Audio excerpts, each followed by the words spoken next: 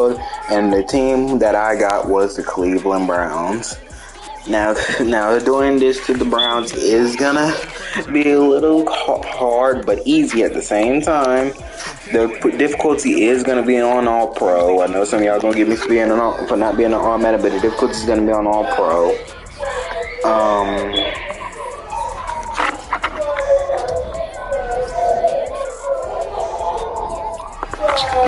But yeah, we're gonna start on week 1. Obviously, we get to get our starting lineup out first. We need to get our starting lineup out up first. Alright, so week 1, obviously play the Panthers. Bryce Young, I guess, is making his debut, whoever it is. Okay, so our starting lineup: Warren Cooper, DPJ, and stuff like that. So, starting lineup wise on offense is looking pretty good. Here's what we need to look at: our defense. Now, which is why we're gonna see what we can trade for in the trade center. So first, we're gonna try to go for a good corner, and if we can get a good corner, then that really can make up something. See what the Jets could give him. Denzel Ward.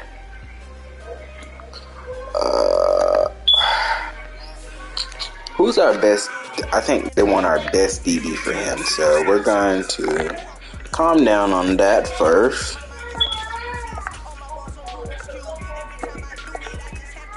But yeah. So week 1 we play the Jets. We're gonna set season goal. I want us to at least at the most make the playoffs. I can really see us winning a lot of these games, but just like you never know how that really could go. But yeah. But trade center, we're gonna try. So they're not gonna give us sauce, which is gonna maybe be a problem. Let's see. Give me this rookie. Then we going to one thing about franchises. I don't like how the Browns don't have any first round picks whatsoever. But we can go here. Let's try to get sauce for this. But yeah, just like I thought.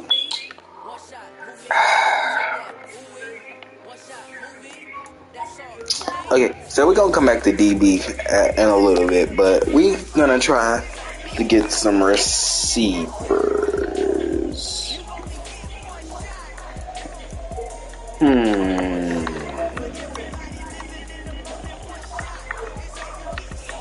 So receiver wise, let's check out the Panthers. Try to go for DJ Shark, a young dude, you know. I just want some picks. We'll take some picks for DJ. So we now have a new receiver for Deshaun to throw to. If Deshaun does be our starting QB, we are going to try to go for somebody else to be quarterback because, yeah. What would the Ravens want for Lamar? I'm trying to figure that out. Yeah, no, they asking for a little too much. I'm guessing, who did we get first? Quarterback, let's try to go for Justin, see what they would want. See, they be asking for too much. Two teams that actually has a good backup. Carson Wentz.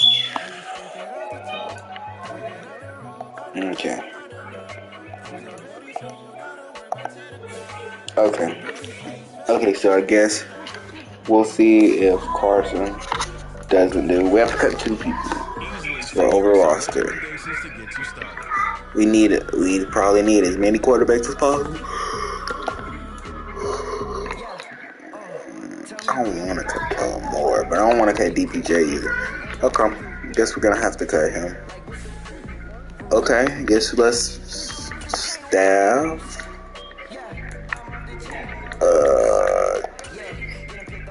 Welcome to your franchise staff.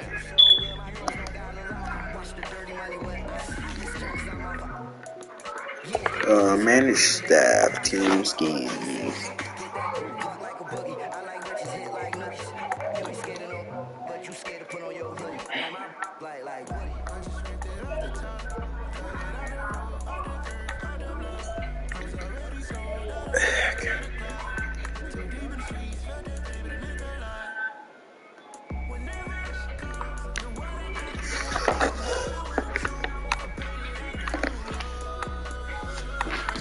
So these are the playbooks we're gonna be rolling with. Them gonna be our base playbooks.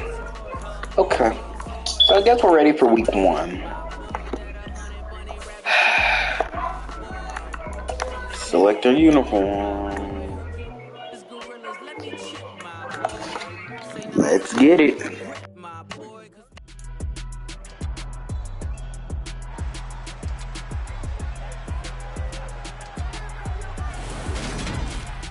It's Madden NFL 23, and today's clash of conferences is just moments away.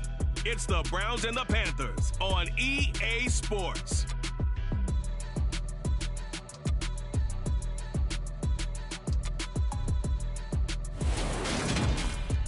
And we welcome all of our viewers inside a place that the folks around here like to call the Vault, and that's Bank of America Stadium in Uptown Charlotte.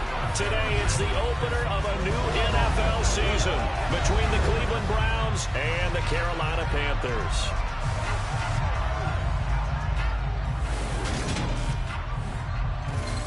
With my good friend Charles Davis in the booth, I'm Brandon Gaudin, and the moment has finally arrived, CD.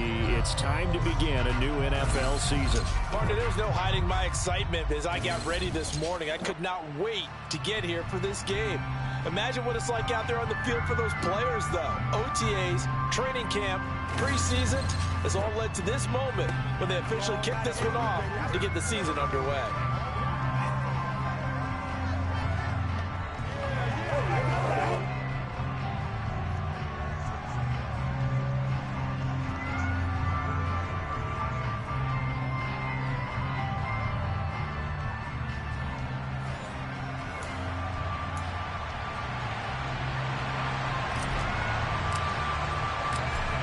Charles and I have been looking forward to this one all week. And off we go from Uptown Charlotte. Taking in at the 3. And he'll go down as this drive will start at the 25-yard line. And now timeout is whistled as it appears there's a Brown shaken up on the play. Boy, fingers crossed here. First quarter of a new season, already an injury.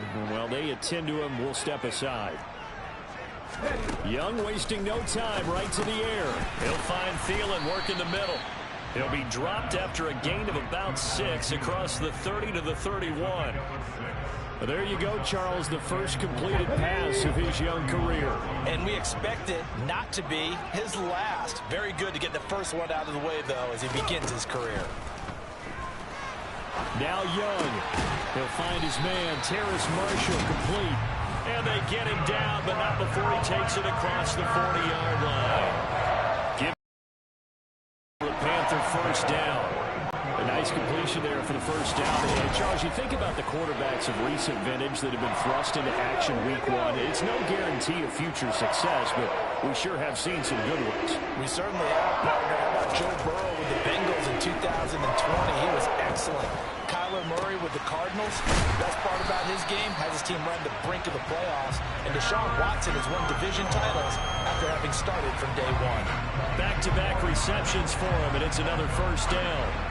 Give the rookie another one on this opening drive and a first down with it. A nice start, Charles, for the first-year passer. He's come out, made a few plays, nice plays to begin this contest. He certainly has, and if he finishes off this drive with a touchdown pass, I vote we don't call him rookie anymore. We'll move him right to veteran and continue from there. It was Maurice Hurst who got him down. The last run good for 2. Here's 2nd and 8. Hey! Here's Young. Over the middle, he's got Chenot. And he'll be brought down at about the 23-yard line. This is shaping up to be a really nice-looking drive to get the season underway here. And how long do you think that they actually have been plotting this drive? I'm talking about the coaching staff, right? They've been thinking about this for a while now, and I think they're executing it even better than what they expected.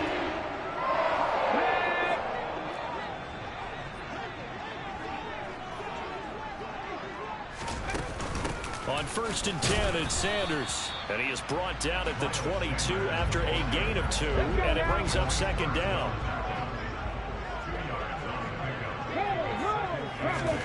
From the 22, Young. This is Chenault on the receiving end. And he's going to be taken down right at the 10-yard line. Well, this is what you want to see from your rookie quarterback on an opening drive, Charles. He looks cool, he looks calm, he looks collected in marching them down the field. And, Brandon, I just think the game continues to change and evolve because we're calling these guys rookies. But, you know, they've thrown the football so much at a younger level now, way more so than what we saw when guys came into the league when you and I came through. And also just the way, in particular to him, Charles, how he handles himself in meetings, just so professional, mature. Looks like he's been in the league 5 years. Yeah, he cares about the game. He cares about his performance, and it's showing. Excellent recognition that none of his receivers were beating coverage and getting open, so he just threw that one away. They'll come back to the huddle, reset, and try something different. Touchdown, Panthers. Ian Thomas from 4 yards out. And the Panthers are on the board here first in the season opener. Piñeiro's extra point up and good. And it's now a 7-0 game. So the drive goes 75 yards, 10 plays. And Carolina scores to cap it off. And he won't return this one. He'll go down to a knee, and they'll start at the 25. The Browns on their way out now for the first time, and we'll also get a look at the player brought in from Houston to run this offense, and that's Deshaun Watson. Watson and the Browns now with a 1st and 10 at their 25-yard line. Here's Watson. Now, quick throw there going to be batted away and incomplete. An incomplete pass leads to 2nd and 10 from the 25. Throwing again is Watson. And there is Amari Cooper, his first catch. And they work this well upfield across the 45. 23 yards to pick up there.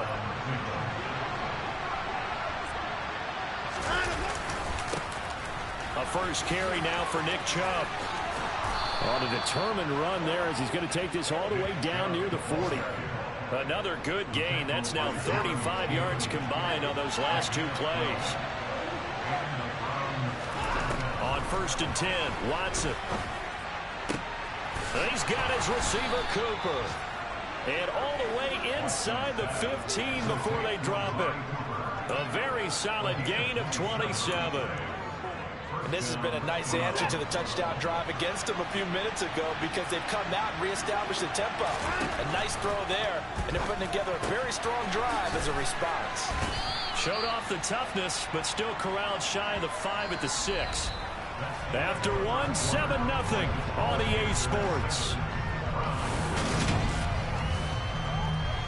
The start of the second quarter, and it's the Browns in control of the football. From the 6 now on 2nd and 3. Now they return to the ground game. Chubb. A 5-yard gain, and now they're set up 1st and goal. A chance for their first points of the season here as it's 1st and goal. Chubb is not going to get in here as they push him back to the 2-yard line. 2nd and goal, and they will try again from the 2-yard line.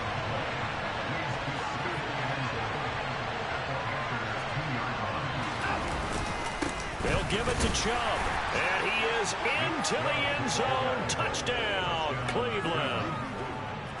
Nick Chubb taking it in from 2 yards out, and the Browns are an extra point away now from tying this ball game. That almost looked too easy. Line for making it look easy. Yeah, I agree with you totally on that one. I'm not sure how much everyone understands the preparations that go into a game for an offensive line, because there's a reason that running backs and quarterbacks give them big gifts at the end of the season after a big year. The consistency and the continuity it takes to know each other and execute their blocks is pretty impressive.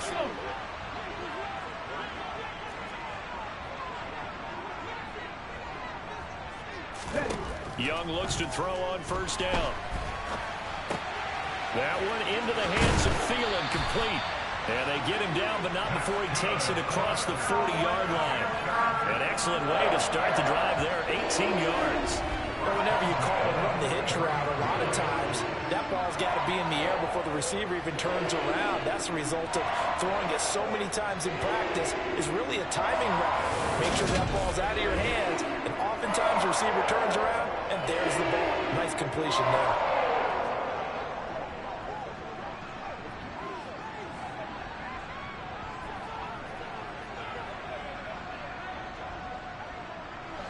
One play has him up past the 40 already, and another 1st and 10. Young. Taking a shot here for Marshall. And that's going to wind up incomplete. However, we do have a flag down. Let's check in with our referee. He's trying to protect his quarterback's blind side. Got nabbed for the hold. You have one job over there. Make sure that man does not get hit. So if you have to hold occasionally, do so, because they don't catch all of them. This time they did. Now a throw here to his running back. So 8 yards on the completion there, and it'll be 2nd down. To throw, Young. To the right side and complete to Thomas. They'll wind up getting 7 on the play, and it brings up 3rd and 5 now. They'll need 5 on this play to move the sticks. Now Young. Over the middle, complete. It's Marshall. And they're going to have another 1st down as he's going to be tackled at the Browns' 36. A solid gain of 15 yards, and the sticks move. It's Young on 1st down. He gets it to Thomas.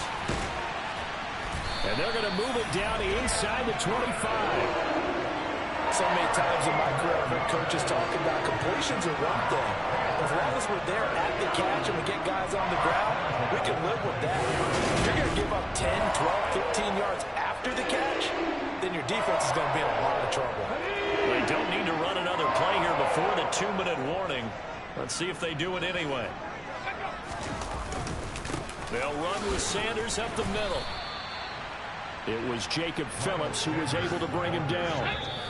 And we've hit the 2-minute mark in this first half of action.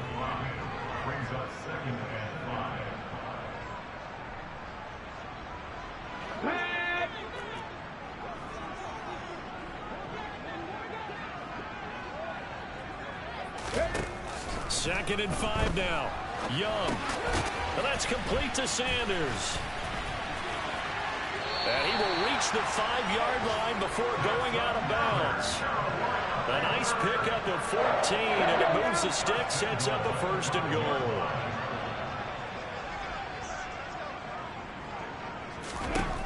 Looking to throw, Young. And he's got it. Touchdown. Adam Thielen with career touchdown number 60. And they are able to add on to their advantage.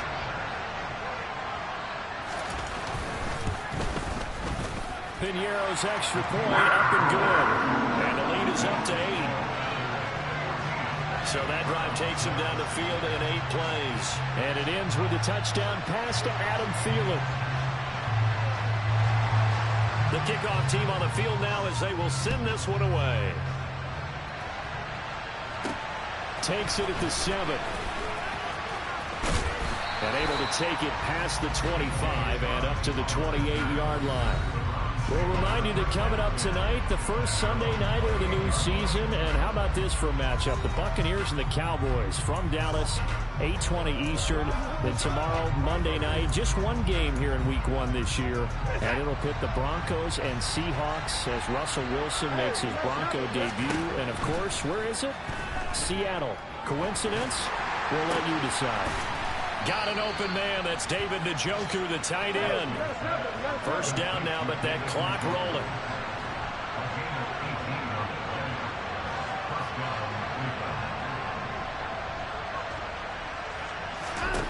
To throw is Watson. Over the middle, Amari Cooper. It's complete. And they'll get him down on the other side of midfield. They kept the receiver in the short field, but that let his quarterback get the ball quickly to him before either guy in double coverage could react. Looking deep in the direction of Cooper. And this is taken in at the 5. Touchdown, Browns. Amari Cooper, 49 yards. And the Browns get a late score here in the final minute of the first half. Kevin Stefanski going to leave the offense out to go for 2. Goes right side. And he's got it. So they went ahead and went for 2 to tie the game, and it works out. And the formula there on the 2-point try, they go 5 wide. Not even the option to hand the ball off. They got it. They tried to create space, and there isn't a whole lot of it there. For the defense, what you're trying to do is make sure that if they're going to catch the ball, make them catch it behind you because they run out of space with the back line. But in this case, the offense figured it out. The Panthers going to go back on offense here late in this first half. And they've got a little over 40 seconds to work with if they want to try to put something together. A first down throw for Young. On the throw, led him too much that time. It's incomplete. Young's incompletion on first down leads to a 2nd and 10. Now they'll throw here out of the gun. That's complete to the receiver, Thielen. Now the Panthers going to use the first of their timeouts as the clock will stop with 33 seconds to go in the first half. 3rd and short yardage, Young. Now they set up the screen. That's complete. And he will lose yardage here to the 31-yard line. Now the defense going to use the first of their timeouts. So as they take it over, we step aside. On is the punter, Hecker, as he gets this one away. Fielded just inside the 30. 35 yards that time on the punt. And control of the football, switching hands with very little time remaining until the half. Getting set to go again, we get a look at Amari Cooper as he heads back out there now. Making his presence felt early in this one. First half, already over the century mark. How about the yards per completion, too? That's a pretty darn good number there. Number of catches, but he's shredding defenses, getting big yardage with each and every one of them. They take a shot downfield there, but it winds up falling incomplete. Well, partner, they're not content to run this one out as we head towards the half, trying to hit a big chunk play right there and add to their score. Now, this is a confident group. At the very least, they're thinking field goal. Yeah, and I don't blame them one bit. I don't think you sit on the ball going into the half when you have a chance to put some more points on the board. Now, a deep ball there on 2nd down, but it'll wind up incomplete.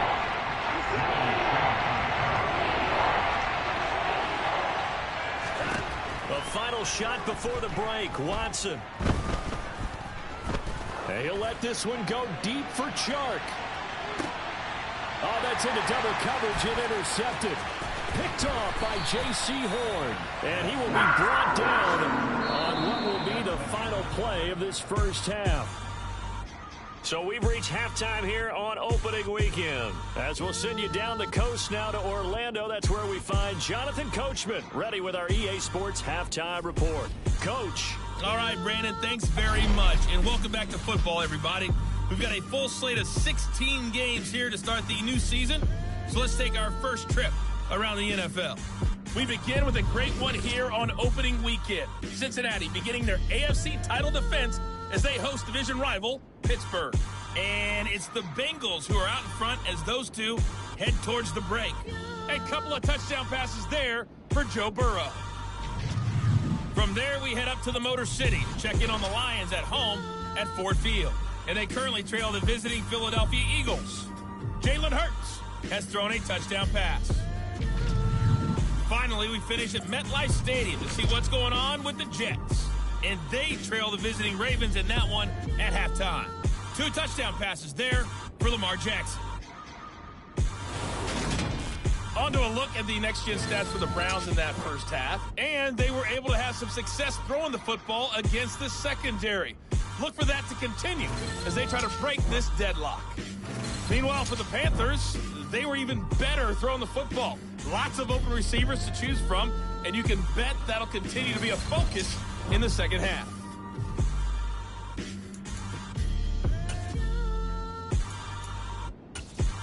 Okay, Coach, adjustments likely going to play a big role in this third quarter in what's been a tight contest so far. We'll see if week 1 fatigue becomes any kind of a factor as we are back underway in the second half. And this will not be returned, so the second half begins with a touchback. Watson and the Browns now with a 1st and 10 at their own 25-yard line. Throwing here to start the drive as they connect left side. And they'll get it all the way up about 5 yards shy of midfield. He was held without a catch in the first half, but he's got one here, and he also picks up a 1st down. Back to throw, Watson. He's going to look deep for more. That's caught inside the 20. And they're going to get this down to about the 17-yard line here. So the big play means just like that, they'll operate from the red zone now on 1st down.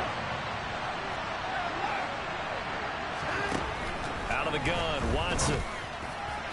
To the end zone, but it's incomplete. Well, he'd been targeted quite a bit on this drive, and finally I think the guys on the defensive side, they said no more. They slapped the double coverage on it, made it very tough for him to get the ball. Touchdown! David Njoku from 17 yards out. And the Browns have taken the lead as they go right down the field and score on the opening drive of the second half. Extra point by York is up and good. And the lead is now 21-14. The Browns kicking team out there now as they'll send this one away. From the 6. And he'll take it up past the 25 to the 26-yard line. The Panthers offense now, they head back on the field for their first possession of the second half. And this game was all square at halftime, but now they find themselves down 7 following the opening drive touchdown here in the third quarter. And they need to take a good, relaxing, deep breath, don't you think? Because right now they might start to feel like they've got to play catch-up here and start matching them point for point. But it's still too early to get there. They can still run their offense. Plenty of time to get back in this game. Here's 2nd and 9, just a yard on that last run. Here's Young. And his throw is incomplete. The intended receiver there, Ian Thomas. But now it's 3rd down. But Charles, let's get a look at the draft class for this offense. Remember, no first-round picks this year. They traded it away. How much of a detriment is that? Well, what they're hoping is the reason they traded away that first-round pick, that player won't be a detriment. He'll be an improvement for their team. And now as you get into the later rounds and the middle rounds of this draft, that's when your scouting comes to the front. You have to hit on those selections. They're able to convert on 3rd down, and that sets up a 1st and goal. I don't think there's anyone who could possibly doubt how fast he could run on the open field. But if there were, he silenced those thoughts there. Now Young. And a little floater there, but it'll wind up incomplete. It certainly didn't appear that that's where he wanted to go with the ball initially, so he tried to get something out of it by dumping it off to his running back unsuccessfully. Hey! 2nd down and goal. Young got a man, and he hits him in stride. Touchdown, Panthers. Ian Thomas, already his 2nd touchdown here in this opening weekend. And the Panthers are within an extra point of tying up this ball game. Pinheiro now to add the extra point. He's got it, and we're all tied at 21. The drive summary that time, 5 plays. And the end result, a Panthers. And he'll just sit on this one as their drive will start at the 25. Cleveland offense making their way out. And these two teams have traded touchdowns so far with their first possessions here in the third quarter. So we're right back to where we started at intermission. Yeah, how about that? Tied at the half. Tied after the first 2 drives of the third quarter, 1 for each. That tells me that someone's defense has got to step up and make a big play and try and change the momentum of this game. A really good pickup of 28 yards. So from Panther territory now, it's 1st and 10 at the 47. He's going to loft it deep right sideline. Pass incomplete, but the flag in the backfield, and this might be a roughing call. Personal foul, roughing the passer, defense. Okay, so roughing the passer, and I've got to imagine that's the last thing you want to see week 1 as your quarterback taking an unnecessary hit. I think you're exactly right about that. You hate it any week, but boy, are you on target. This is just depending on him and take him through 17 games, so you definitely can't let him get hurt right now. Back-to-back good plays have him on the move on 1st down. From the red zone now, Watson.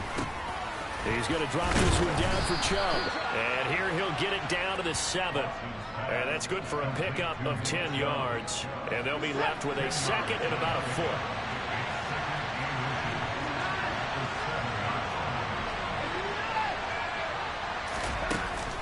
They give the Chubb out of the gun.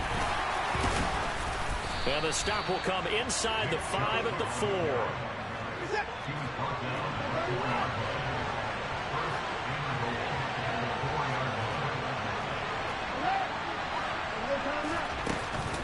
They'll run with Chubb. And this has been a familiar sight all afternoon as they stop him behind the line.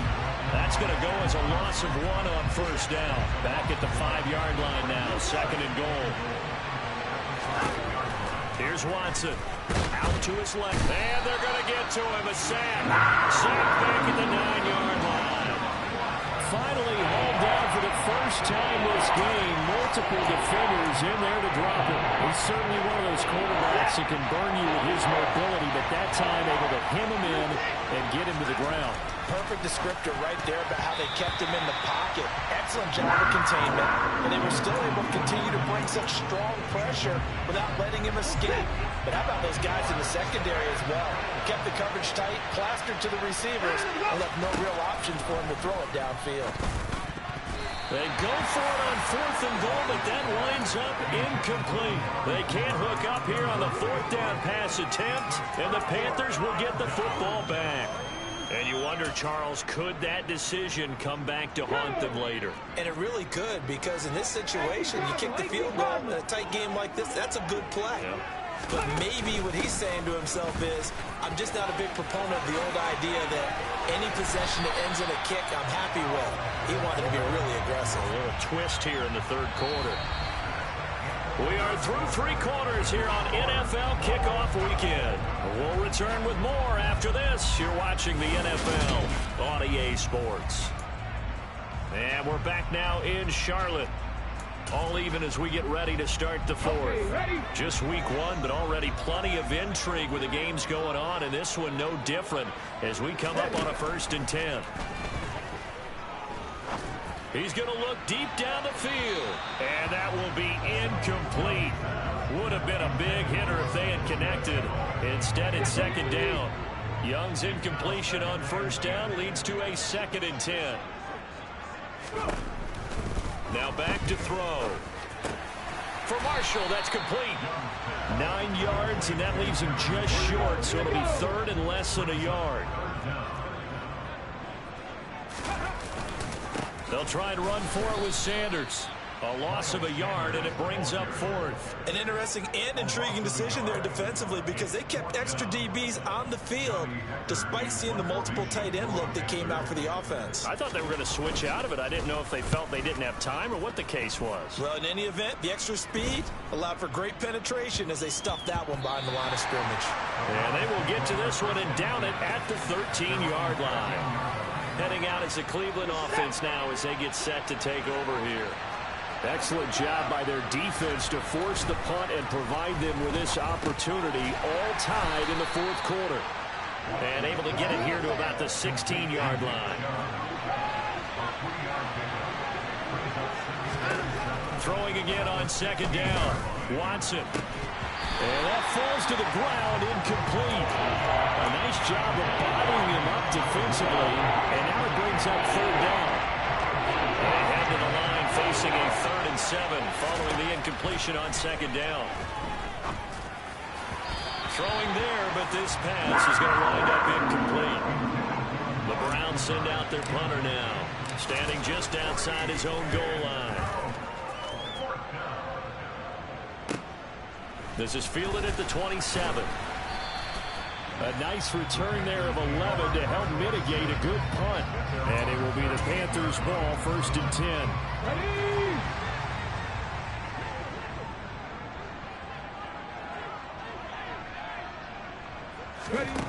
Young will set to throw. Toward the sideline, and look at that catch. Dragging the toes, and that's going to be a first down. Well done. That'll be marked as a 27-yard pickup. So a 1st and 10 upcoming from Browns territory now at the 34. And this is going to be intercepted. Picked up by Denzel Ward. And the Browns will have the football as this is taken up past the 30. When the rookie QB gets his first touchdown pass, that's one you put in the trophy case. First career interception, that's going to be one he wants to forget. Yeah, and he's not going to go ask for the football, right? Yeah, you can keep that one. The key for him, what does he learn from it? When he watches the tape, does he have an answer right now where he already understands what mistake he made? That's what the coaches are going to watch and know, and that's what they'll grill him on and see how he grows from it. Now a first down throw, Watson. And this will be incomplete. Physical play on the football there, and it's 2nd down. They work again from the 38 on 2nd and 10. Throwing again, it's Watson. He's got Akins, the tight end. And they're going to have another first down as the tackle's made at the Panthers' 12-yard line. A good pickup there, 26 yards. On first down, they'll run with Chubb. And he's going to get about 4 down inside the 10 to the 9. Now, what's the thinking here? Because a touchdown would be nice, but you've ensured. So how worried are you about the sit? Now the pressure gets there, and he goes down just inside the 20 and the 19.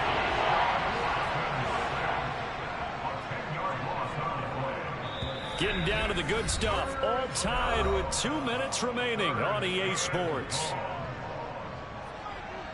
So the Browns in possession of the football here as we get you reset. And they're facing a big 3rd down now in this tie ball game. Watson now to throw. Touchdown, Browns. David Njoku, already his 2nd touchdown here in this opening weekend. And the Browns have broken this deadlock and have taken the lead here in the 4th. All right, now a big 2-point conversion attempt still to come. And he's got it. So the 2-point conversion is good, and they add on to their 4th quarter lead. So they go with a pass there on the 2-point try and able to convert it, Charles. And a good job by the offense figuring out their 2-point play and using it well. It's interesting how people are using the strategy nowadays, though, isn't it? It really is, and I don't know how much that particular play factored in, but with the PAT moving back in 15-16, that kind of changed things, didn't it? It's really a part of everyone's strategy now. When I talk with coaches and when we sit with them, they always talk about they actually have 2-point periods in practice now, something they never really did before. That throw by Young incomplete. Work with me, partner. Take a deep breath, because that's what they're doing down the field now. That incompletion allowed them to exhale a little bit. Get in the huddle, kind of scan the crowd, see if any celebrities are here. Relax a little bit as they start this big drive. Young. And the comeback may stall out. It's intercepted. Picked off by Greg Newsome. And the Browns are going to take possession of the football.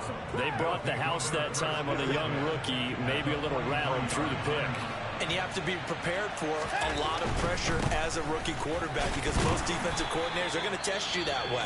So when you see that, the ball's got to get out of your hands quickly, and that means your receivers have to understand they have to break off their routes quickly as well. So 2nd and 9, and you'd have to figure just about all 11 probably crashing the line here.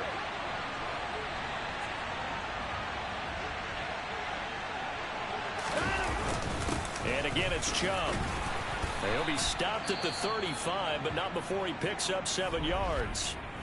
The Panthers going to use the second of their timeouts as they'll head to the sideline and talk over what to do next. They'll come to the line needing only 2 yards to gain the first here. They'll run for it. Here's Chubb. And he is going to have the first down, and that is going to suck the life right out of this crowd. Now the defense will burn their 3rd and final timeout as they'll get it with just over 90 seconds to go in the ball game. And he can only manage to get a couple. 2nd and 8 coming up. That's a good play by the guys on the defensive side of the ball. Held him to a gain of 2. And that changes the playbook a little bit now for the guy calling plays. 2nd and 8.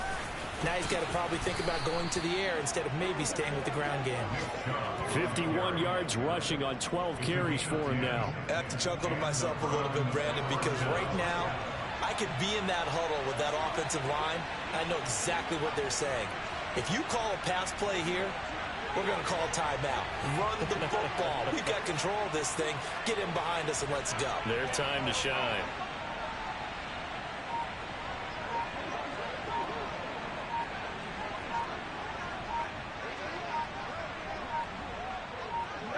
So he'll take a knee here to wrap this one up, and he's going to want to keep that game ball. He was sensational.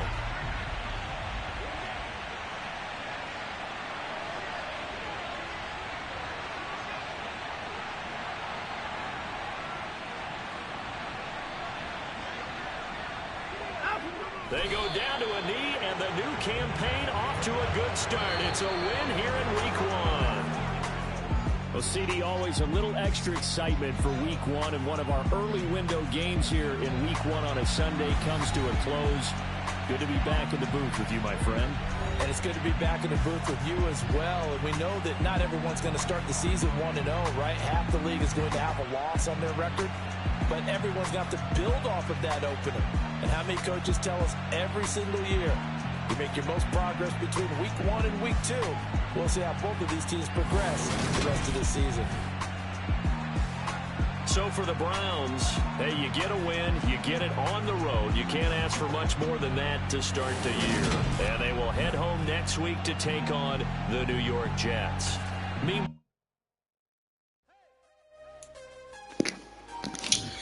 Okay, so after this game, the team looks very good.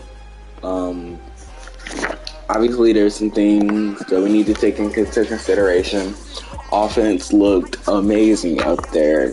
The defense, however, needs a little bit of work, especially with linebackers and, linebackers and another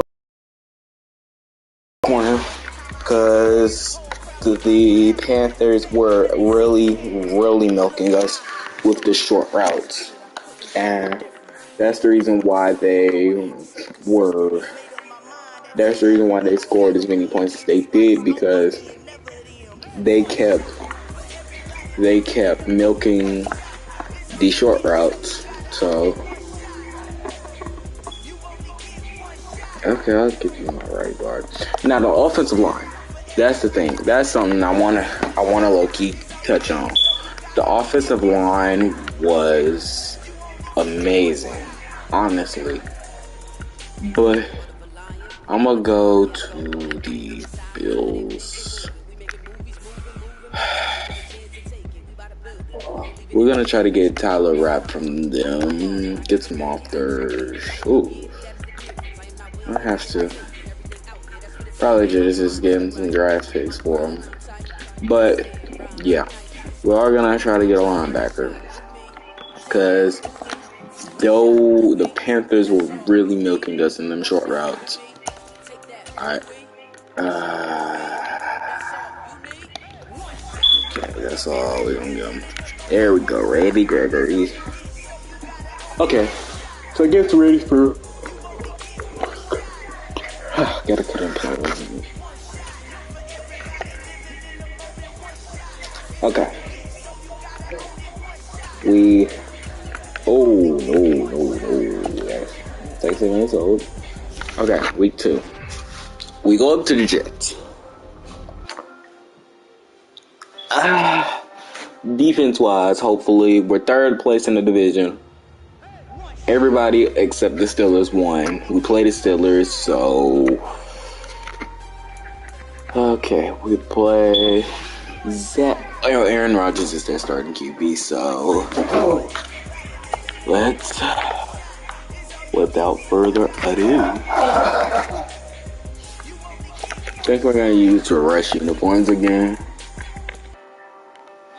Because I like the rush uniforms, we're going to make them do their... Alright, let's get it.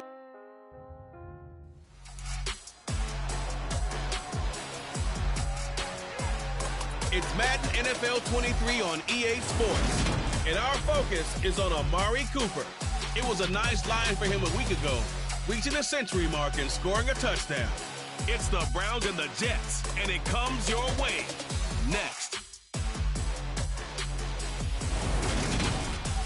EA Sports coverage of the National Football League brings us to First Energy Stadium in Cleveland, Ohio. Today, after a crazy opening weekend, it's on to week 2, and we've got a good one here between the New York Jets and the Cleveland Browns. Hi again, everyone, with Charles Davis. I'm Brandon Gaudin, and Charles, we look at this Browns ball club. They come in off a good win on the road, and now they hit the home opener at 1-0. Meanwhile, for the visiting Jets, they were losers their last time out. They're going to try to get back in the win column, but obviously they're going to have to do that in a hostile environment. And sometimes it actually works to your advantage. Now you've got to band together your team, the us against the world mentality. Let's see if they can use it and get a victory.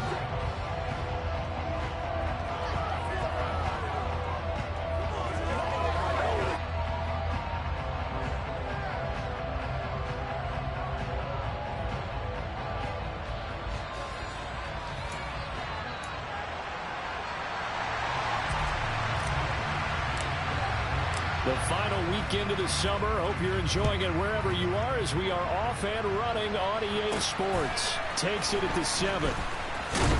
And able to get this out to the 25. So now here comes the Jet offense as they get ready to take over. Bringing him out is the future Hall of Famer, now in his 18th NFL season, Aaron Rodgers. And he comes off a tough opening matchup. Threw way too many interceptions in that game. Definitely not the way you want to kick off a new season. So he said to himself, I've got to throw that game out. I'm going to get a fresh start right here in week 2.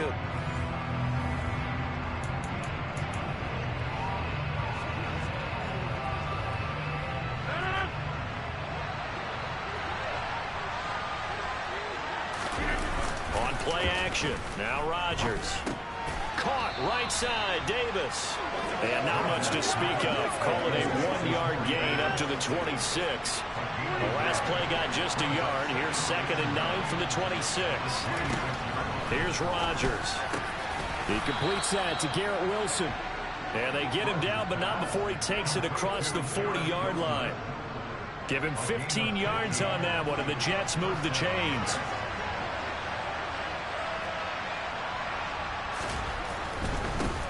They'll run, and he coughed it up. And this is picked up by the Browns. And to the 43, so down inside the 45 to the 43-yard line. That's where they'll take over.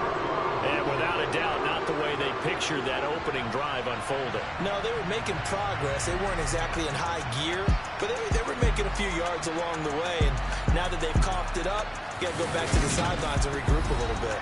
The Browns on their way out now for the first time, and we'll also get a look at the player brought in from Houston to run this offense, and that's Deshaun Watson. And he was terrific in the opener, threw 3 touchdown passes, and make no mistake about it, he was eager to get right back out and do it again. So I think we'll see him try to test the secondary quite a bit as this game goes on. They go up the middle with Chubb, and he's got room. He'll get this one down near the 20-yard line, just shy of the 20. That good for 22 and a first down.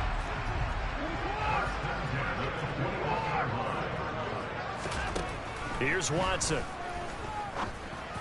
And he rifles one incomplete. The Browns at 1-0 on the year following the win in Week 1. And they were able to get that road victory in the opener. Now they look to get to 2-0 in front of the home crowd. And look, any road win in the NFL, that's huge. But when you do it Week 1, that gets you pointed in the right direction and sends notice to the rest of the league that you mean business. Throwing on third down, Watson. And that is incomplete, but a penalty flag coming in. This could be a first down. So pass interference to call. That's going to set him up with a first down. And if it's a bang-bang play, maybe the flag stays in the official's pocket, but instead, he definitely impeded. Take a moment as a jet was shaken up on that one. So as the medical staff takes a look, we'll step aside.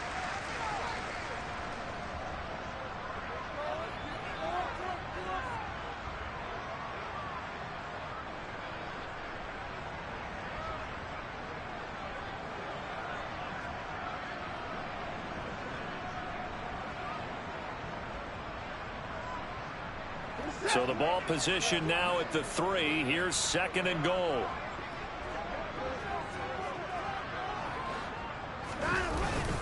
Chubb again. Call it a gain of a yard as they get a little bit closer here. It's third and goal.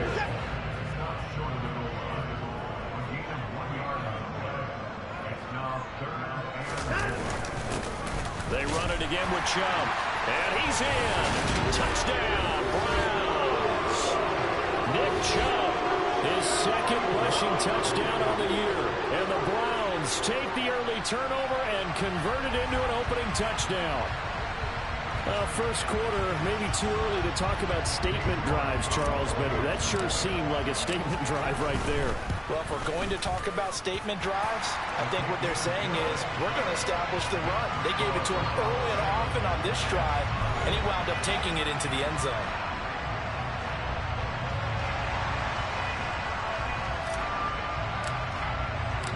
Set now to kick this one away, and off it goes. Taken in at the 3. And not much happening on the return as he'll get this to about the 23. Breece Hall helped leading out this offense for another series.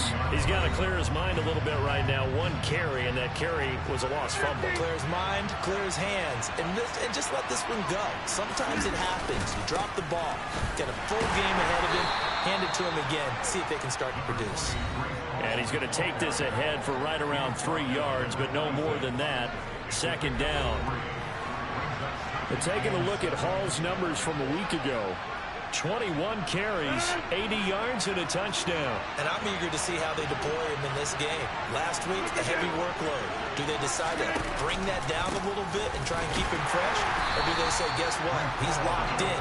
Keep handing him the football. No gain on the play, and it's going to bring up a third down. Well, this defense for the Browns, terrific last week in the season-opening victory. It was a little bit enlightening talking with the defense coordinator about their performance last week because the feeling was that it was a good, solid performance. They did what they needed to do to get the job done and get the win, but definitely a few lapses that they're looking to correct. Now a shot taken on third down, and it's going to bring up incomplete. They got man coverage on the outside, and my scouting report on these DBs tells me that they love to take matters in their own hands. They want man coverage, not zone. And there was good coverage there that forced the incompletion. Taking it about the 16. And that one a 55-yard punt, 13 on the return. And the Browns will take over, 1st and 10. On 1st and 10, Watson. He's going to float this one deep right side. And it's knocked away and incomplete. An incomplete pass on 1st down. That leads to a 2nd and 10. To throw is Watson. Letting one fly deep for Cooper. And he knocks the ball away, and it falls incomplete. I love those corners who can not only cover, but don't mind getting a little physical as well. How about the coverage on that play, knocking that pass away? From the gun, here's Watson. And this one is incomplete. And this is what you want to see from a defense. Give up an opening drive touchdown, that's fine. But how about them going back out there, recommitting themselves to the task at hand, and forcing a 3 and out and giving the ball back to their offense. Now on 4th down here, that pass knocked away and incomplete. Boy, a real head-scratcher there. And the Jets are going to get the football here in great field position. On 1st and 10, it's Hall. And he'll take this ahead for about 4. 2nd down coming up. Nice chunk of yards on 1st down. It really opens up your options for what you want to do on 2nd. You go right back to him and hope he explodes, or sucker the defense in before throwing over the top. That's to Davis. He's got it. Touchdown, New York. Corey Davis, his 3rd touchdown now on the year. And the Jets are an extra point away from drawing level. So remember now, this was all set up by the stop defensively on 4th down. That's what got them this great field position. And then 2 plays later, they're already in the end zone. Yeah, partner, funny how it works like that, huh? That's a momentum swing amusement park style. Your defense comes off the field, bouncing, grooving, they're fired up, and it carries over to the other side of the ball. Zerline connects on the extra point, and we are tied at 7.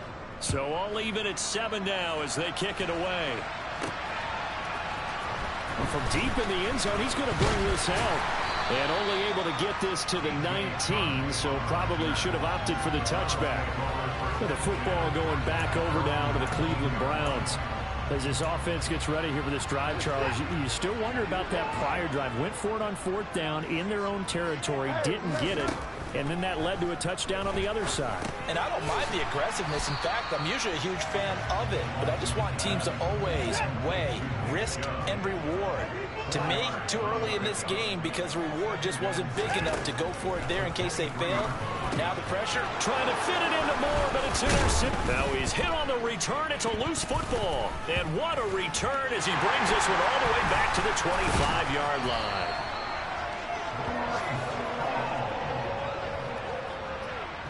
Well, do you want to unpack that one, or do you want me to? And now, as with every potential turnover, they're going to take a second look at this just to make sure. And the question, was the knee in fact down before this ball comes loose? And is the video convincing enough to overturn it? A lot of factors here. Remember, you also need clear possession of the football afterwards. This is a tough one to overturn.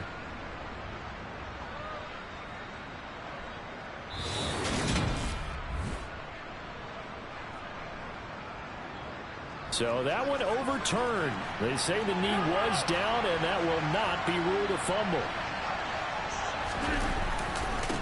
Give to Hall running right, down to about the 23. Oh, that's a real nice job there by the defense in front. They just engaged and held their ground. But how about the guy who made the play? We often talk about whether they take a good first step or not.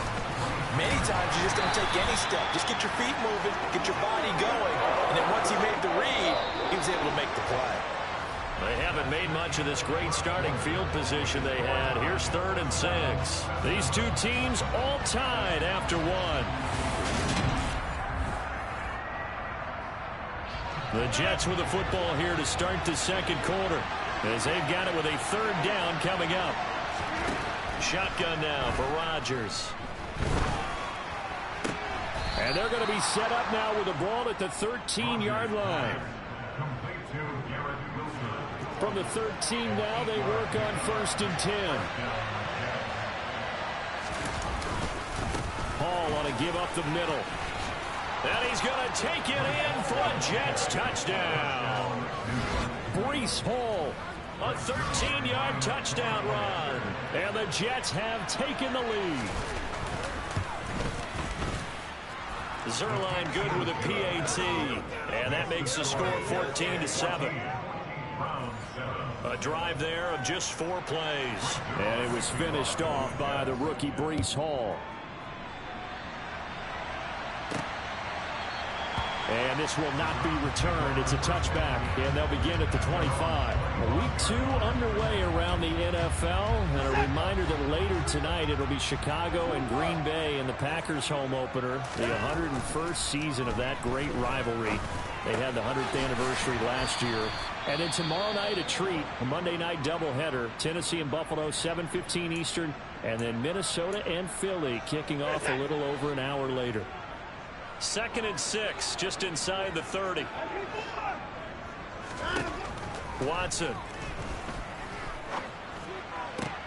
Got an open man. That's David Njoku, the tight end. And they'll get it up just short of the 45 at the 44. Watson to Njoku there for the Cleveland first. Now it's Watson. His throw's going to be incomplete. That was an interesting look there because as soon as he got outside the pocket, I thought he was going to take off and run for yardage. But what often happens now with these quarterbacks who can move, defenses want to try and keep bodies in front of them. And I think that discouraged him from taking off and made him try a pass downfield that fell incomplete. His first catch there, good for 10 yards and a first down. Well, that certainly has to feel good. It's not all the time that the play caller should get all the credit. Sometimes I think in the huddle, the quarterback just says, hey, who's going to make a play for me? I just need something right here. And the end result there, nice first down. Drive keeps moving. Throwing on first down, but this one winds up to be incomplete. To the air yet again, Watson. He'll let this go for the end zone. And he bats it away, and it falls down incomplete. Now play number 7 of the drive as they're looking at a 3rd and 10. Now Watson. And this throw will be intercepted. Picked up by Jordan Whitehead. And the Jets are going to have it here at their own 32-yard line. So rare to see any quarterback toss back-to-back interceptions in the NFL, regardless of status or experience. Whether it's him personally or just the offensive game plan, I think this defense is reading something out there, and they're holding the upper hand. And there just continues to be nowhere to run. He's bottled up again at the line of scrimmage. So after the run for no gain, here's 2nd and 10. To throw is Rodgers. This pass out wide to Hall. 9 yards, not quite enough, and they'll be left now with 3rd and 1. So they just need 1 yard here to pick up the first down. They'll run with Hall. And he's got the first down yardage as he brings this up to the 47. It's a pickup of 6 and good enough to move the chains.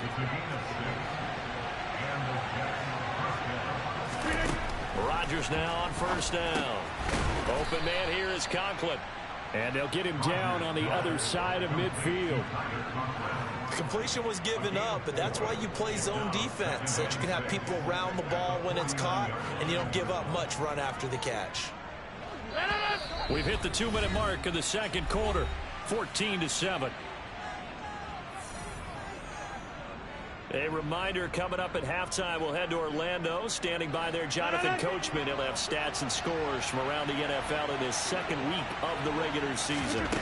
Looking to throw again on 2nd down. Rodgers. That'll be complete to Allen Lazard. And they're going to have another first down as he's going to be tackled at the Browns' 35. And a stoppage here. We're going to need to take a moment as a Jet was shaken up on that one. While they come out and take a look at him, we will step aside for just a moment. Ball up to the 35 now as they come up on 1st and 10. On play action, Rodgers. And that is caught. It's Davis. And they're going to be set up down around the 15-yard line.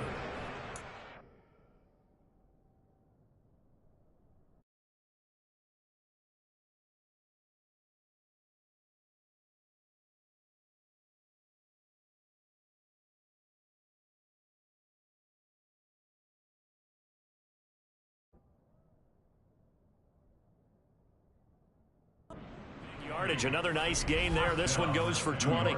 Good strong throw and catch right there. And so far in this game, the alleys have been open for them to get completions, and they're taking advantage of it. Into the red zone. It's Rodgers. Looking end zone, but it's incomplete. I see the surprise in your face there, partner. That is a rare incompletion from him. He's been on point this entire game. He has percentage completion-wise way up. Not that time. Throwing again on 2nd and 10. Rodgers. And incomplete on the deep ball. As defensive coordinators around the league tell me all the time, that throw is not for every quarterback because you've really got to drive the ball downfield. It's going to be a tight window for him to fit that one into. In this case, unsuccessfully.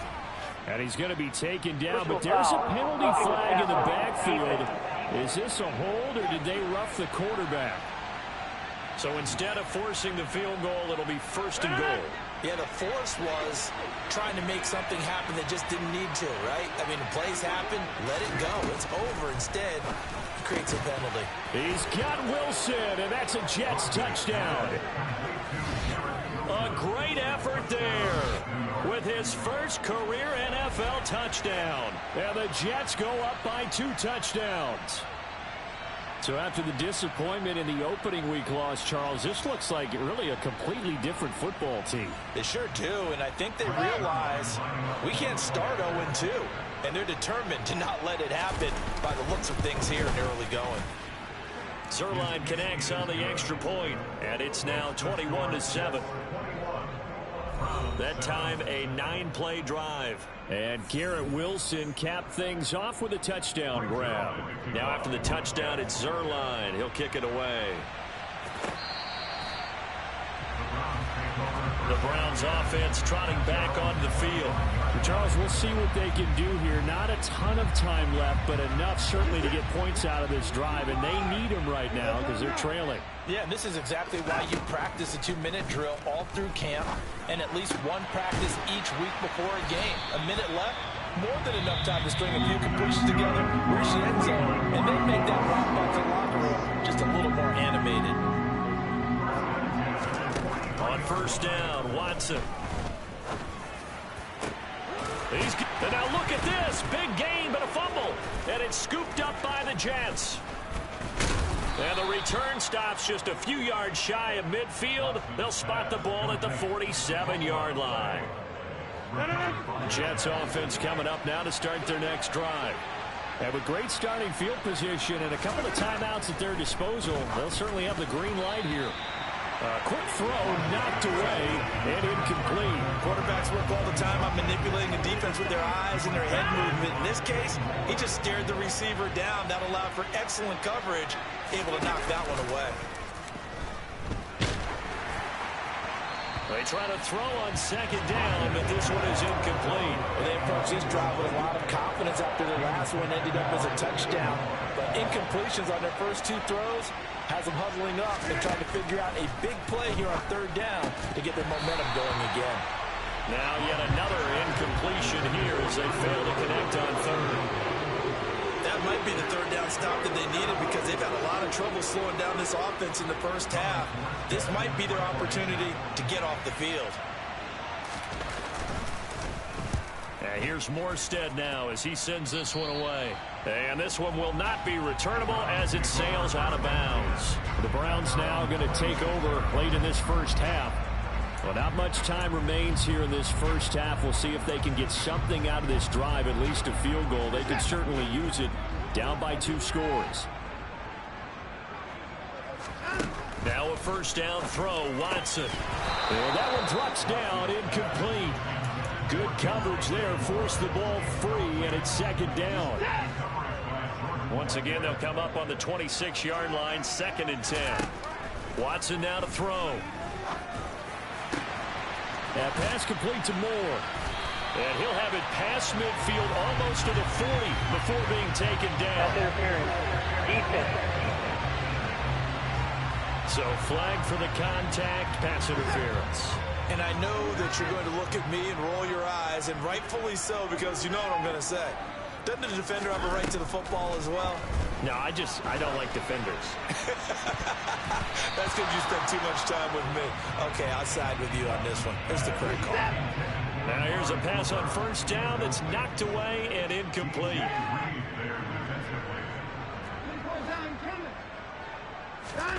Back to throw, Watson.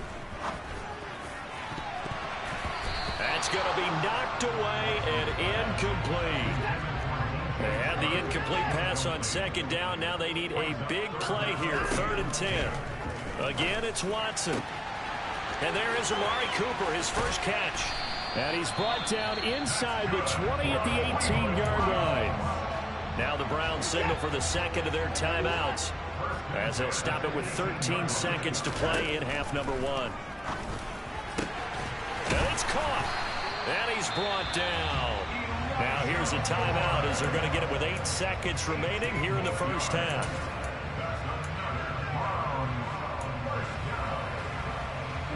This is 1st and goal and a golden chance to get a score back here before halftime.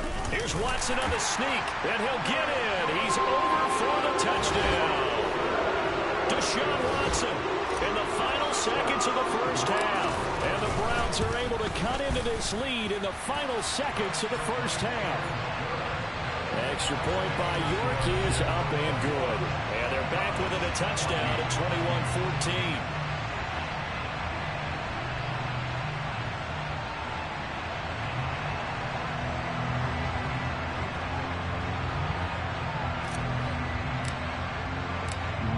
Time for one play on offense. 7 seconds to go in the half as the kick is away. Taken in at the 3. And he'll take it a yard or so past the 20. Call it the 21.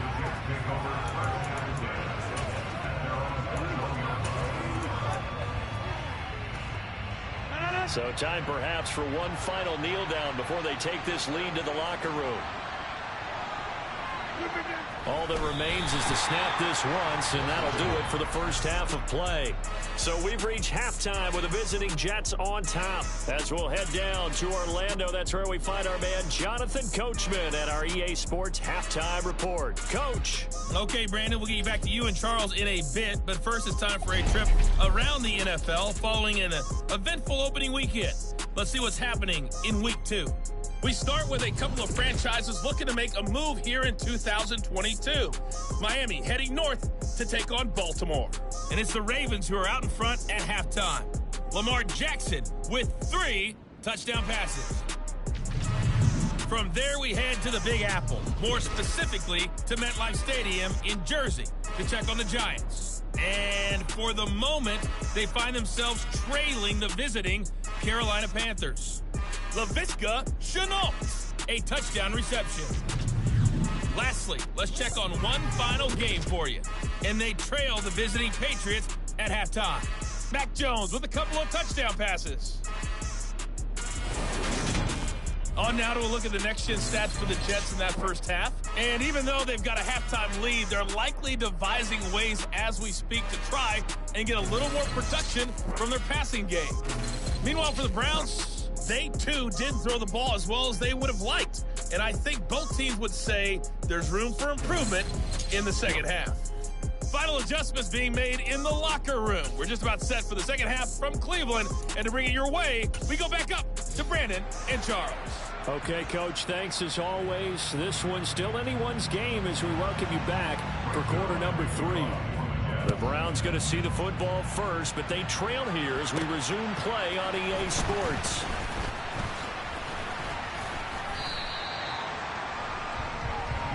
The Browns offense getting set to go to work here to start the third. Well, Charles, in that first half, we saw a fair amount of offense on both sides of the football, and now the team trailing here will start with it in the third quarter. And we both know this coach pretty darn well, don't we? Because his game planning is always on point. And now that he's getting the ball to start the second half, how about all the offense that you already referenced in the first half? He'll put that all together and come out with something really strong, I believe, to get things going here in the third quarter. And getting this just shy of midfield, they'll spot it at the 49. He was held without a catch in the first half, but he's got one here, and he also picks up a first down. Here's Watson. It's complete to Peoples-Jones. And he is brought down, but not before reaching the 30. Back-to-back receptions for him, and it's another first down.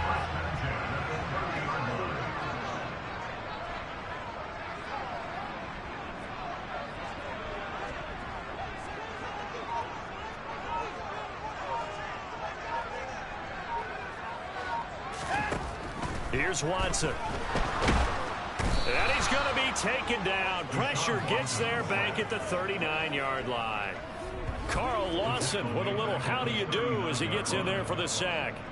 That's a nice play on Carl Lawson's first true season as a Jet, because he missed all of last year with a torn Achilles after signing a big deal with New York in 2021.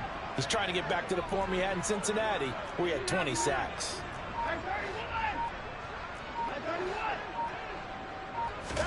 After the sack on first down, Watson. And that is incomplete. My first thought is surprise, because that's one of the better tight ends around, and I've seen him pull in balls like this before. But how about a little credit to the defense forcing that incompletion? Throwing there, but this pass is going to wind up incomplete.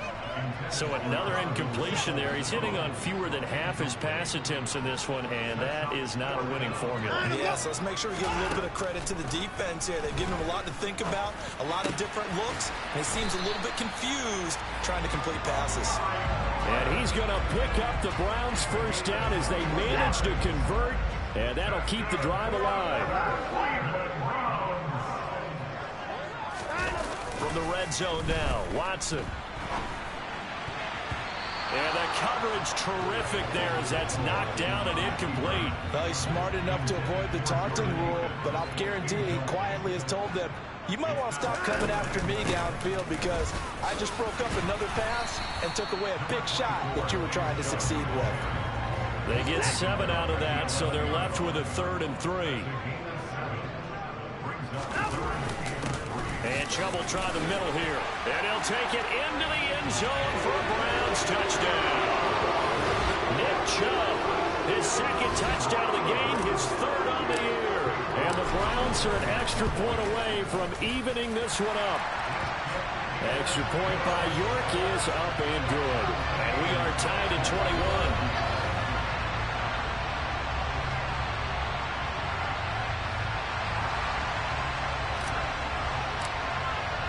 So a tie ball game here as the kick's away. And this will be a touchback as that sails over the end line. So here's the Jets offense now as they get ready for their first possession of the second half. Their halftime lead now evaporated. We're back to level following that touchdown a moment ago. And that shouldn't change the mindset a whole lot from an offensive perspective, because they already knew this was going to be a hard-fought game. Now they just need to go out, execute their game plan, and keep moving. Good work after the catch. Going to net them 23 and a first.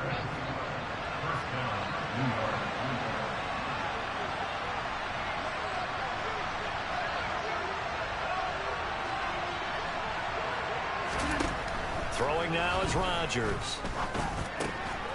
Throwing middle, and it's complete. And they're going to get this to about the 44-yard line. Ahead of the chains now, 2nd and 2.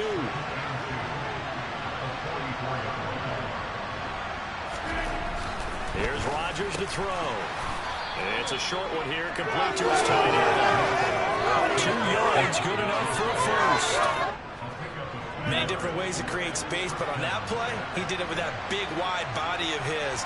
Didn't get a whole lot of yardage on the play, but it did what it was supposed to. Pick up a first down. And now a throw on first down there, but it's incomplete. And not a common sight, at least on this drive. A momentary setback, though, for this passing game. It has been moving well this series. Good thing for them, though. Still 2 more downs to connect and try and pick up another first down. To throw once more on 2nd and 10. Rodgers. And the tackle going to be made at the 38. If they want a first, they need to get the football to the 32 here on 3rd down. Again, they'll throw with Rodgers. And it's caught on the sideline, but he's not going to have a first down. They say he was out of bounds. So a big call there that brings up 4th.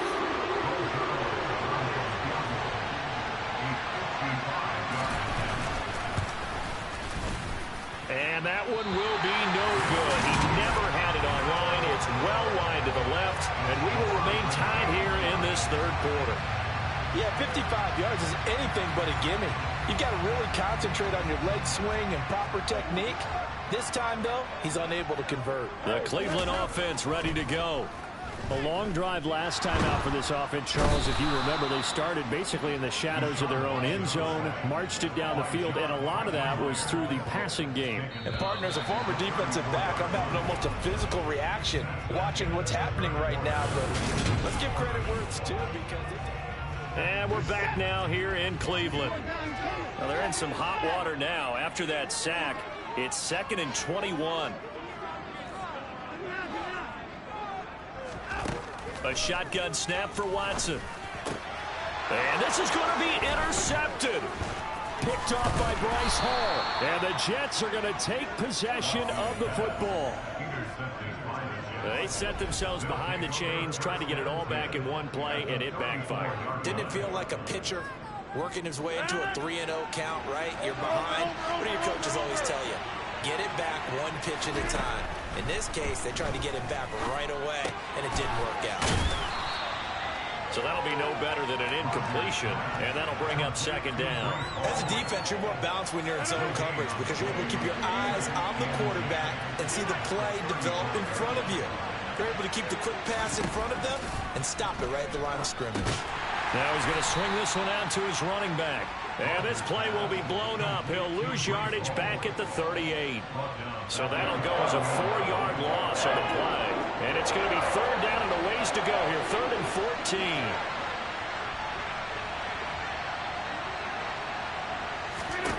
From the gun, it's Rodgers. It's caught by Davis. And he'll be stopped short of the 1st down as they rally to tackle him at about the 28. So here we go. Maybe the biggest kick of the game forthcoming. This to break our 4th quarter tie. Zerline's kick is up and through, and they have taken the lead here in the 4th quarter.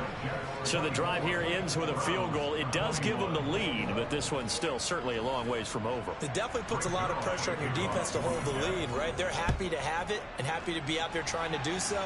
But I know as a former player, in the back of their mind, they're thinking, why don't you score the touchdown and seal this thing? The Browns set to take over.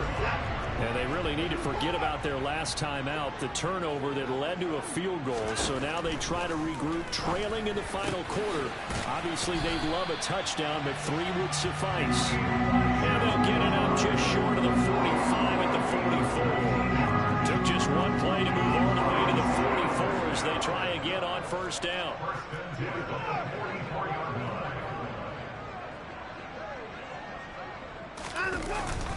Up the middle, it's Chubb. And now the ball's out, fumble near midfield. And it's scooped up by the Jets. And they'll set up shop right near midfield at the 49-yard line.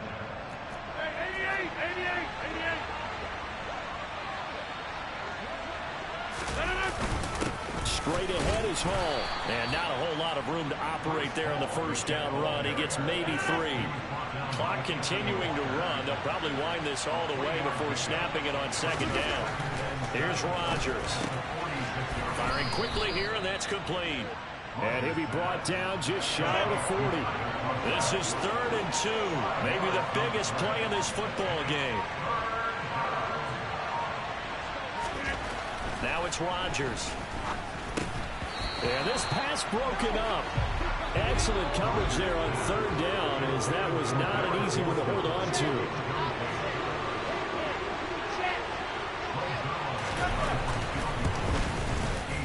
And that is no good.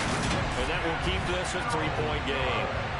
Maybe an important 4th quarter miss as this stays a 3-point game. Yeah, now overtime is very much in the equation here. Just what you mentioned, a 3-point game. They get a drive, put it through the post. We could have some free football, couldn't we?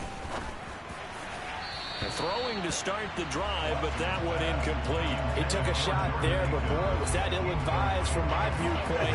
Coverage was awfully tight. How did he get away with that one not being picked off?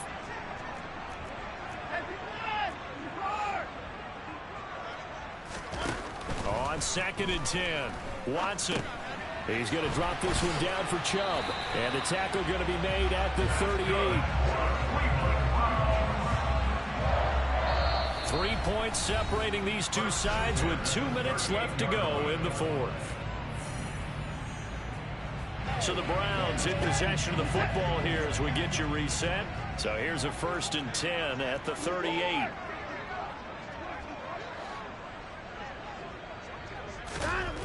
Now Watson. Looking left side, that's caught by Moore.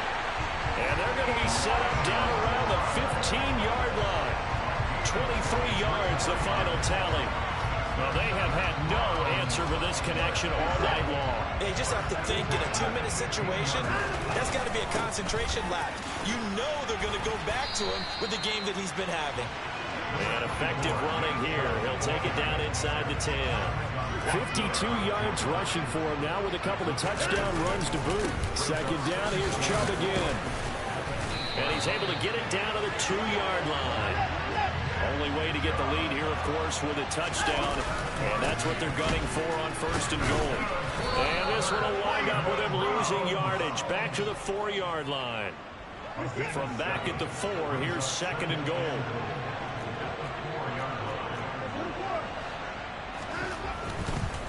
Oh, he fakes a spike. And he just chucked that one out of bounds, out of everyone's reach. Maybe a wise call not to take a sack in this part of the field. It brings up 3rd down. From the 4 now, 3rd and goal.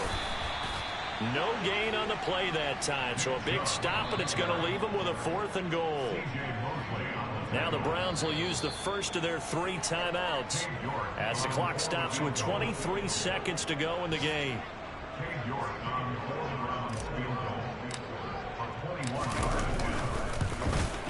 And this one is no good. He missed it. And instead of tying it up, they'll remain down by 3. Pressure kick, and I thought he was going to hit it. I thought we were destined for overtime, but not the case. Not at all. And they were already planning for the overtime you just mentioned, already saying, okay, what are we going to do if we get the ball? What happens on defense? Instead of that celebration and that little bit of euphoria, it turned into letdown city.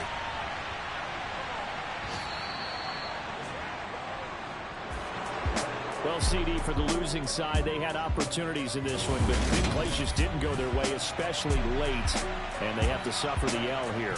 It certainly felt like that takeaway, once it happened, and knocked the wind out of their sails, and they just couldn't get their...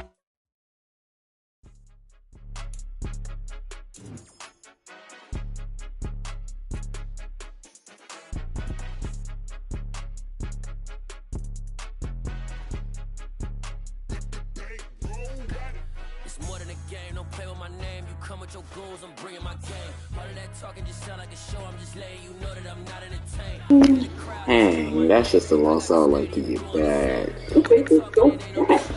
Come on, Put me in the game. Yeah. Put me in the game. All of that talking just sound like a show. I'm just letting you know that I'm not entertained. Hey, coach. Put me in the game. They put me in, so I'm going in. You play for fun, I'm playing to win. Back on the wall, I'm ready for war. If I beat them before, I could beat them again. They thought I was done, I went on a run and beat all the odds and got even again. Watch what you say, I'm not one of them. When I jump in my bag, I could jump out the gym. Take a look at my legacy, I gotta let them see I'm out here winning, cause I'm on a mission. Put me in the game, cause the way I'm feeling now. Something the team has to worry about is fumbling, because we've been fumbling too many times this game. We had so many chances to win. Let's just see what the Steelers can offer us.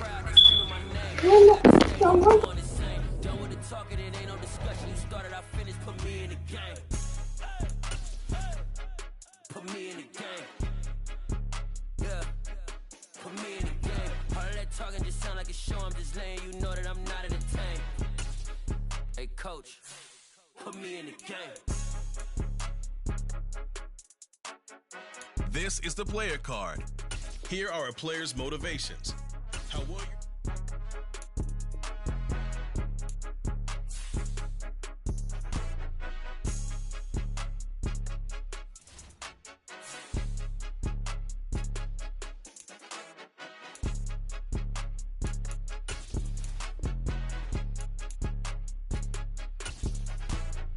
More than a game. Don't play with my name. You come with your goons, I'm bringing my game. All of that talking just sound like a show. I'm just letting you know that I'm not entertained. You hear the crowd, they screaming my name. I got the stadium going insane. Done with the talking, it ain't no discussion. You started, I finished. Put me in the game.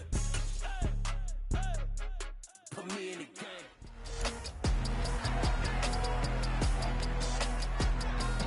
It's Madden NFL 23, and we'll see Cole Holcomb, who really led his defense last week with a 10-tackle game. It's the Steelers and the Browns on Thursday night.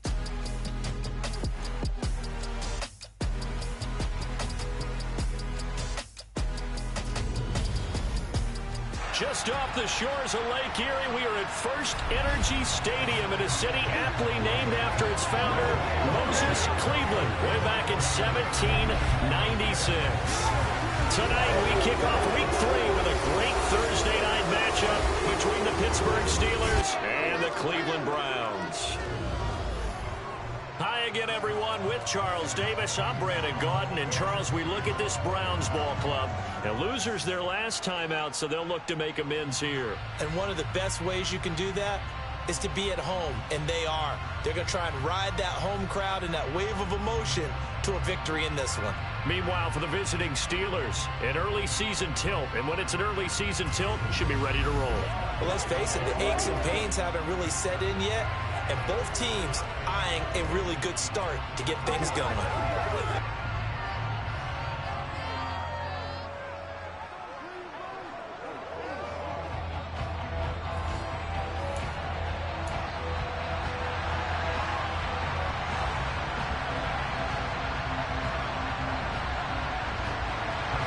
It's the first weekend of autumn, and the NFL is in full swing as off we go on EA Sports. Fielded right around the 8.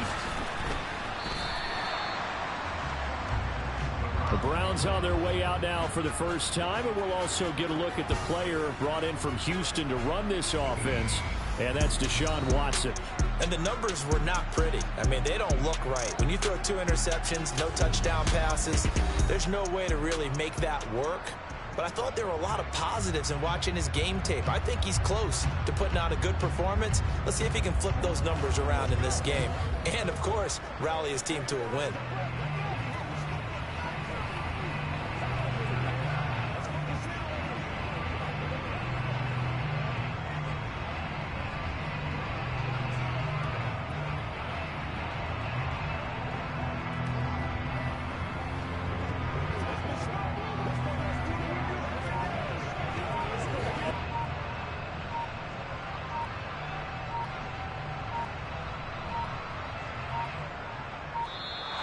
Now problems right out of the gate. We're going to get a delay. Delay of game, offense. It didn't take long to see our first penalty of the game, did it? We always talk about everyone wanting to get into the game in a hurry. The officials did as well.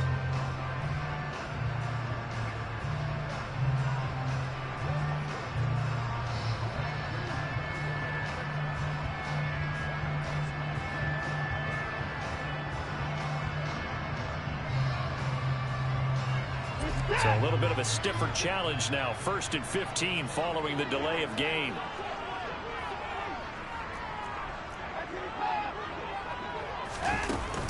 From the gun, it's a give to Chubb. A limited running room as he'll get about 3 to the 21. Now hang on here, because following that play, it looks like Amari Cooper is in some distress. The medical staff will attend to him, and we will step aside.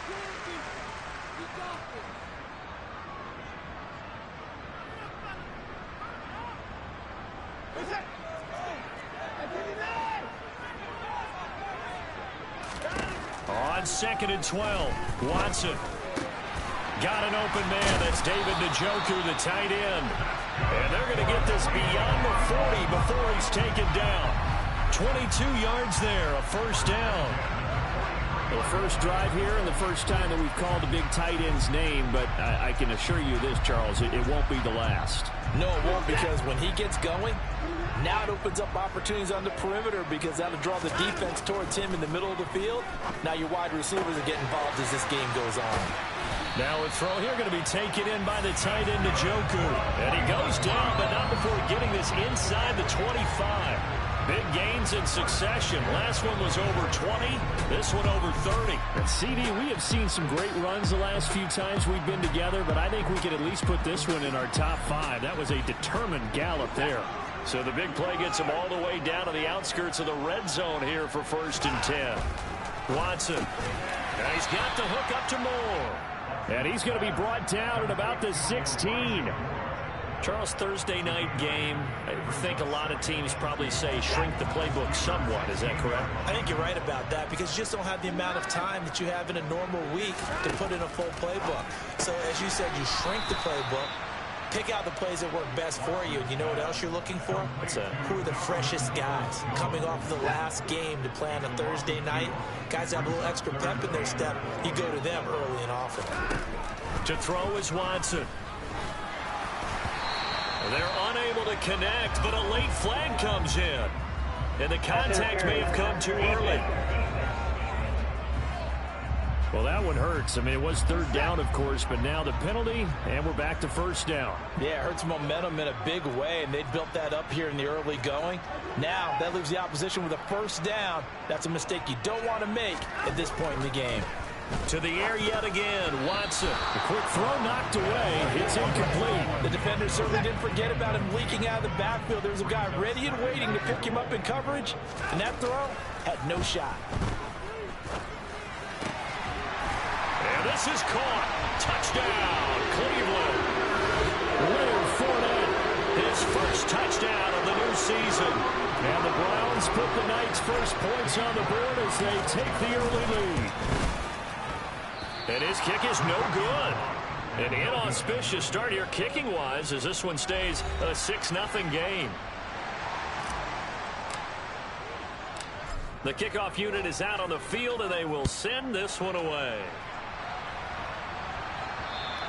And this will not be returnable. It's out of the back of the end zone for a touchback. Now we get our first look at the hometown kid, rookie Kenny Pickett from the University of Pittsburgh, as he leads the Steeler offense out for their first possession. Here's the leading rusher amongst rookies last season, Najee Harris. And he'll power ahead, but only for about 3 yards. 2nd down coming up. A look at the numbers for Harris in last week's game. 17 carries, 80 yards. Well, obviously he didn't have a great deal of time between games, having to turn around on a short week and get ready for Thursday night football. But he said in pregame, into heavy traffic, and it's intercepted.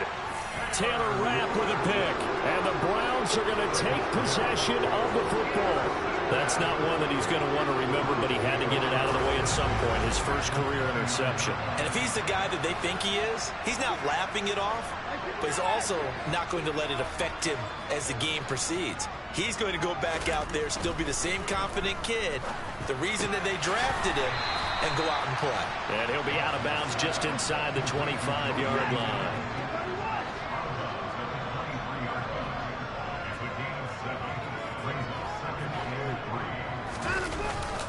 They go with Chubb on 2nd down.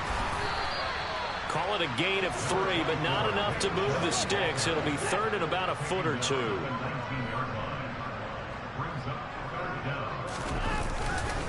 Now Chubb running right. And he'll have the 1st down, getting this one to the 14-yard line. 5 yards is the pickup there as that extends this drive. There's a 1st and 10 at the 14-yard line. Watson now to throw. To the goal line, but it's incomplete. Well, that's one way you take away a 1st down as a defender. Make sure you have a little bit of physical play when the ball gets to the receiver. Find a way to jostle it free. They caught him off guard, forced the incompletion. To throw again on 2nd down. Watson. And that's going to be caught for a Browns touchdown. 2 first-quarter touchdown passes now for Deshaun Watson as his guys are able to extend their lead. Now a timeout called for by the offense. They'll have 2 remaining as we step aside here in this first quarter.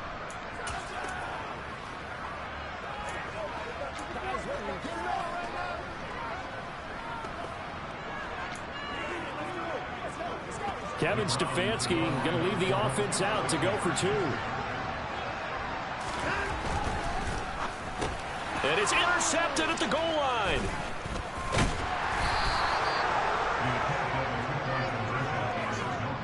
It's interesting that when it comes to two-point conversions, even heavy run teams tend to throw the ball in these situations. In this case, this one was intercepted. Yeah, they weren't fooled. They were ready for the pass, picked it off.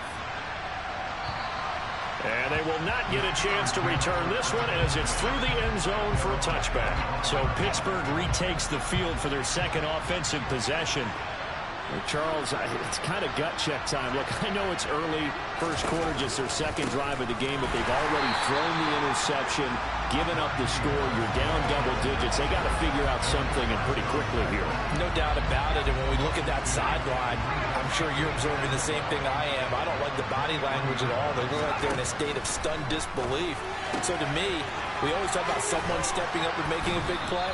I think it would behoove them if multiple guys step up and make big plays right now. They need something positive to happen, and they need for it to happen now.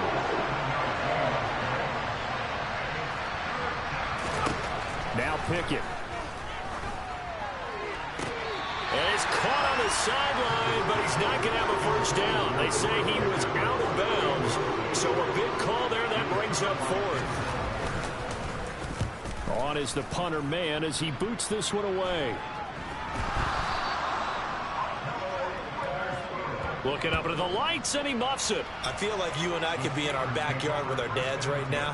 What did they always say when they were throwing us the ball? Look it all the way in. Make sure you secure it. That had the feeling of not happening there on that play, that he didn't have full control of the ball. When that punt's coming in, I'm looking for return punts, but I would imagine it's tough to monitor those guys coming full steam ahead. It really is. You try and get that peek to know where they are, about whether you should fair catch it or not, but sometimes you just have to have a sense, a feeling, and just have to make sure, number one, though, you catch the ball and put it away. Steeler football here to begin quarter number 2. Here's a 1st and 10 at the 14-yard line. On 1st and 10, it's Pickett. And a quick throw here, that's complete. And in for the Steelers, touchdown.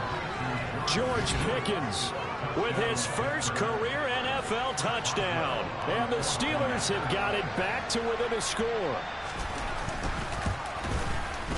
Extra point put through by Boswell. And this is back to a 5-point game.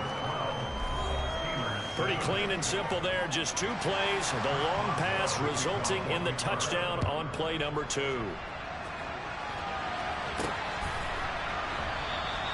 And no thought to bring this one out. He'll just go down to a knee, and he'll take over at the 25. Ready to take over again on offense. Out comes Cleveland. And they come into this one off the loss over the weekend. But you say if you're going to play a Thursday night game, this is the week to do it. It certainly is, because you get right back out there. You don't have time to dwell on things. And look, your game plan is going to be a little more limited, but so is theirs. So that's when you just appeal to your top players. Guys, you make plays in this one, we out-execute them, we could walk away with a win. Now a deep ball there on 2nd down, but it'll wind up incomplete. They come up now 3rd and 5 following the incomplete pass. Back to throw, Watson. And the throw there going to be incomplete. That could be the stop this defense needed to get them back on track. They've been pretty well dissected by the offense here in the first half. After that possession, now they know that they can compete with this offense. And Bojorquez on to punt as he gets it away.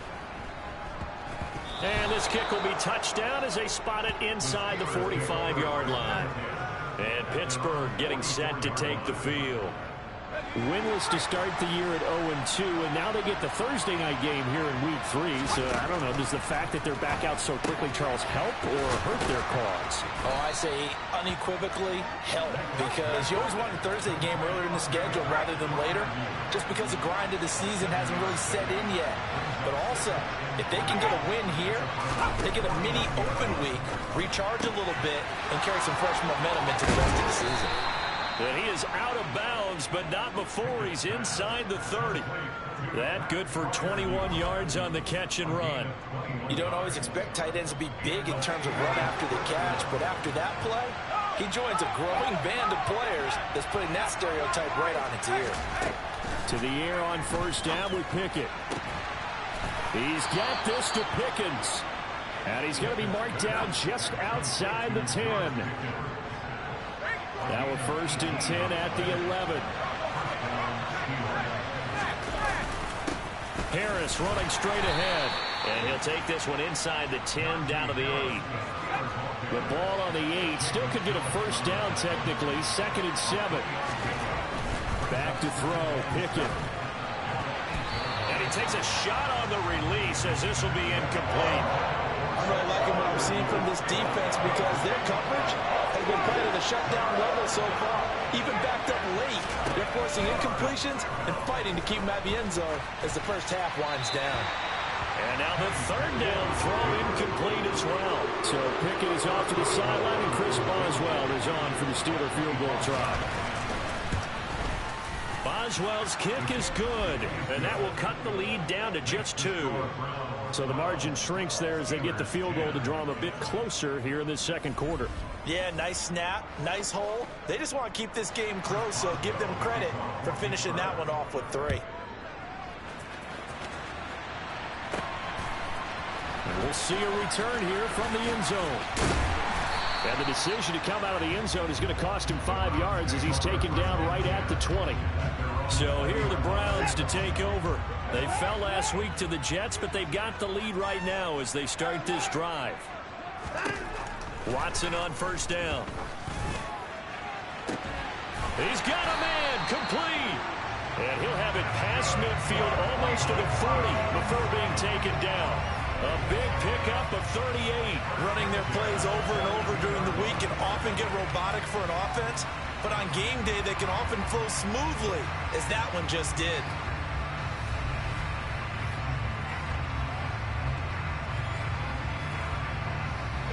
So the big play gets him across midfield now for 1st and 10.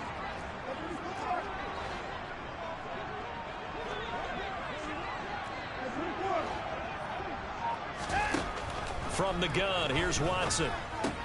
He'll get this to Chubb out of the backfield. Room here to run. And he'll be stopped at the 28. On a play that started at the 14, they pick up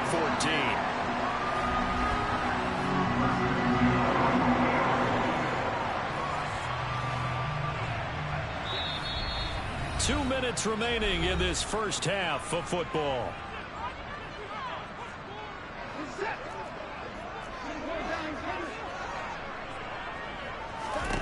On first down, Watson. He's got a man on the crossing route. That's Moore. And he's going to be marked down just outside the 10. Now a 1st and 10 at the 11.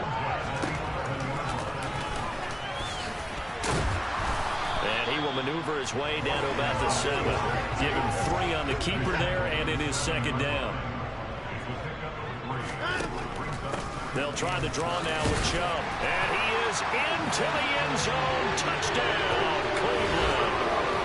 Nick Chubb with his 4th rushing touchdown of the year. And they are able to add on to their advantage. Kevin Stefanski going to leave the offense out to go for 2. And he's got it. So they try for 2, successful. And that bumps their lead up even further. So they elect to pass there on the 2-point try. Sometimes could prove risky there. It worked out. Yeah, and I love how you bring up that it can prove risky, because if you get it intercepted and they return it, that's 2 points for the defense, but not on that play. Take it in at the 3. And able to get this across the 20, but not much further as he's dropped at the 23-yard line. The Steelers ready to take over on offense. It was still more than a minute to go in the half. Time to try to mount a drive. And I would think that they would have to. This is today's NFL. You got to push it whenever you get an opportunity. You can never have enough points with the high-powered offenses that you face. And analytics will tell you, try and score when given the opportunity. Pickett's throw complete to Freiermuth. And up to the 35 before they're able to knock him down. Now the Steelers use the first of their 3 timeouts, as they'll stop it with just over a minute to go before halftime. Meanwhile, they take a shot to start the drive, but this is going to wind up incomplete. Here's 2nd and 10 now from the 35. Looking to throw, Pickett. Sideline throw, it's complete. And a nice job there of keeping the toes inbounds. But Pickett finding Johnson there. First down, Steelers.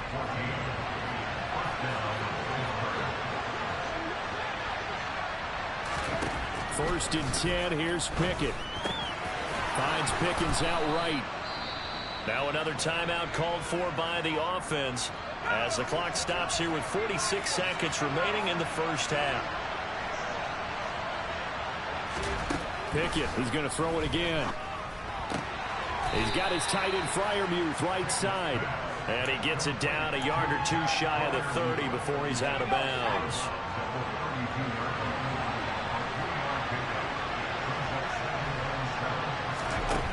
To throw again on 2nd down. Pickett. And here's Freiermuth again. And they're going to have another first down as he's going to be tackled at the Browns' 19. That one goes for 13 yards, and it moves the sticks. So here's a 1st and 10 now down inside the 20. Inside the red zone here. They'll look to throw. Got an open man. It's Pickens. And he'll be out of bounds, taking it just shy of the 10 at the 11 or the 12. Throwing again on 2nd down. Pickett setting up the screen. Harris. Now here's a timeout as they're going to get it with 8 seconds remaining here in the first half. They'll break the huddle and come up on the 9th play of this drive, needing 5 yards on 3rd down. Throwing there, but this pass is going to wind up incomplete. Problems on 3rd down so far in this first half. Relatively small sample size, but they're now 0 for 3. And the average in the league, somewhere around 40% on 3rd down for offenses. So what's the answer to this? Either convert them or don't get the 3rd down in the first place. Get your big chunks of yards on 1st and 2nd down. So we have reached halftime with a touchdown. That's the difference on the scoreboard. No break needed. Let's get back to it. Week 3, here we go with quarter 3. Welcome back. Charles and I settled into the booth, ready for quarter number 3. The Steelers going to get the football first here, trailing on the scoreboard as we are back underway on EA Sports. Taking in at the 3. And it's a pretty good return here as he'll get this up to the 29. The Steeler offense now with the football first here to begin the 3rd quarter. Well, Charles, we saw a pretty entertaining first half, close ball game. Remember there toward the end of the 2nd quarter, the opposition scored to take the lead. Now we'll see if these guys can get a score of their own to regain that lead. Yeah, they want to have that type of a response, don't they? Because they want to find a way to take control of this ball game one more time. Gauntlet's been thrown down. They want to see if they're ready to answer it. Again, it's Harris on 2nd down. And brought down, but not before reaching the 45-yard line. 12 yards that time, and a Pittsburgh first. You can just kind of sense the momentum turning here. It's 1st and 10. Pickett to throw on 1st down. And that one complete downfield to Johnson. He is out of bounds inside the 35. A good pickup there, 21 yards. A couple of first downs right in succession, and this is an offense that can really use a good drive, and they're off to a fast start here. Now a first down carry for Harris. A pickup of about 3 yards as he's taken down at the 31. I have to think a major focus at the halftime meetings had to be figuring out how to create space for the running game to get operating. Well, what you pointed out to me at half seems accurate. That line has struggled to sustain blocks. Yeah, I would agree with that totally. They've got to focus on staying on their double teams at the first level, make sure that block's secure before they slide off and try to chip someone at the second level. They got to get to the 23 here on 3rd. From the gun, here's Pickett. Nothing open downfield, so he'll throw it away. So Pickett is off to the sideline, and Chris Boswell is on for the Steeler field goal try. Boswell's kick is good, and that'll bring him back within 4. So they were facing the deficit coming out of the locker room at intermission, and at least they're able to get the field goal to cut into that deficit. Yeah, now your offense feels pretty good about itself, right? A little bit more up to speed coming out of the break. You turn to your defense now and say, hey, we got 3 there. We're chipping into the lead. Can you help us out? Hold it. Let's get the ball back for us. And he's up past the 20 to the 22-yard line. Here's the Browns now. They get set for their first possession of the third quarter. Watson and the Browns now with a 1st and 10 at their own 22. To throw is Watson. He's going to let this one go deep. He's got him in, complete. And he'll be brought down at the 27. Hard to believe that arm strength was a knock on Deshaun Watson coming out of Clemson, but he showed what he's got there. On 1st down, it's Watson. He's going to drop this one down for Chubb. And he's going to get this down near the 25. Well, offensively, that's the mismatch that you want. You want to force a linebacker to try and cover your back out of the backfield, out in some open space. But linebackers nowadays, they run like backs, and they take a lot of pride in covering. What a nice play he made there in the open field. He's got Njoku over the middle.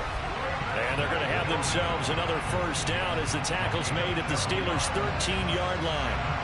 That'll move the sticks for the Browns, a gain of 12. From the 13 now, they work on 1st and 10. From the red zone now, Watson. And this is caught. Touchdown, Cleveland. Elijah Moore from 13 yards out as his guys are able to extend their lead. The York on now for the extra point. And he atones for his miss the first time around as this one is up and good to extend their lead. Just a 4-play drive that time. And it was finished off by Elijah Moore on the touchdown reception. Out is the kickoff unit as they run up and send this one away. This will be fielded inside the 5. And he takes this near the 25. Just a little pass there. Call it the 26. Out comes the Steeler offense now, ready to see what they can do here. And tough to win games if you're going field goal, field goal, field goal here. They got field goal last time. Now they'll be looking for a touchdown. They're looking for the big chunk now because, as you noted, the field goal way of doing it makes it that much harder and puts more pressure on every possession for you now. Go ahead and get set. There he goes left side. 30, 10, 5, and into the end zone. Touchdown, Pittsburgh. They blitzed defensively there, but he was able to slip through that first layer, and then he was gone. I think they won the leverage game, didn't they? Yes. Right? They saw the blitz coming. That got to him a little bit, but they leveraged it perfectly and found not just a crease, a gigantic hole. And off he goes, and he's still going all the way to the end zone. Boswell now to kick it away after the touchdown. And it'll come out to the 25 as he will not attempt a return.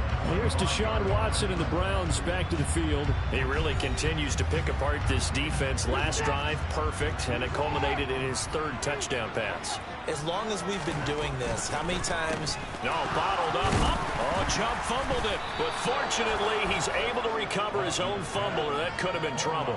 And they are going to take over right there at the 22-yard line.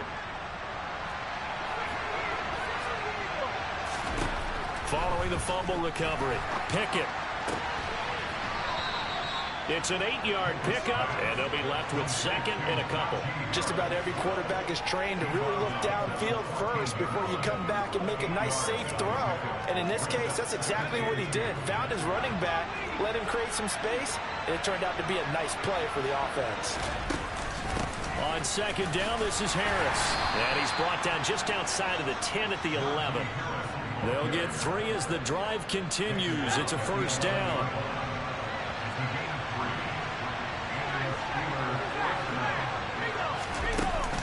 They run again with Harris.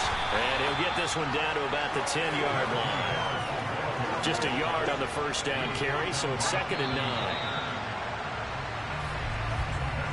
1 quarter remains here in this Thursday night matchup. We'll return with more after this break.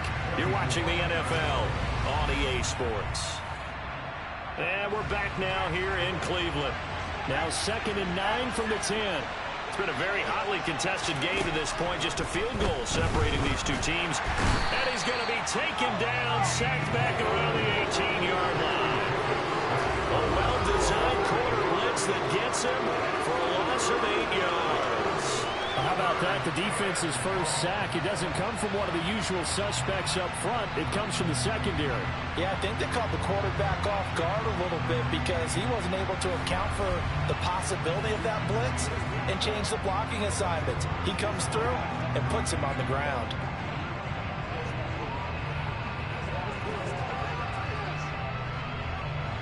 Pickett and the Steelers in need of a big play here. 3rd and long after the sack.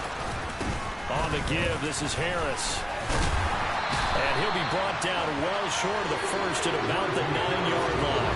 9 yards on the carry there, but it'll be 4th down now. That's a really nice job by them picking up the run blitz and detecting it and blocking it and turning it into a nice run. And a lot of times you think if you blitz a running play, you're going to smother it. But a lot of the blitzers, they come in a little bit high. They don't have great leverage, and they're easily blocked and turned to the side. Well, you talk about clutch. That one was right down Broadway, and this game's all even here in the 4th. Yeah, he didn't leave any doubt, did he? Good snap, good hold, dead center. Almost like a big-time golfer in a major, firing at a pin from the fairway, trying to win the tournament going down the stretch. And they'll start this drive just across the 30. Pretty nice work on the return. And now Cleveland geared up to take the field. And we essentially have a brand-new ball game. After that last field goal has tied us all up, we brace for what should be an exciting rest to this 4th quarter. Both teams working on short rest, but this has been one of the better Thursday night games we've seen as they come up here on 1st and 10.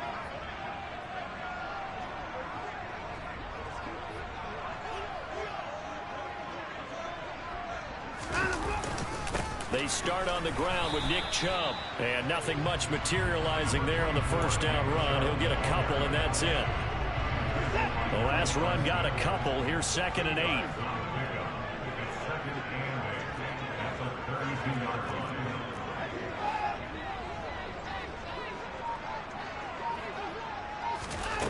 Watson. And there is Amari Cooper, his first catch. And they bring him to the ground just shy of midfield. That his first catch so far. They've held him under wraps, but he's got a 1st down there. And now it looks like they're going to be in the hurry-up. On 1st down, they'll run with Chubb. And it's been like this all night long. Nowhere to run as they stop him behind the line. Looking at a 2nd and 11 now after the loss. Here's Watson. And he's got his receiver, Cooper. And they're going to have themselves another 1st down as the tackle's made at the Steelers' 36.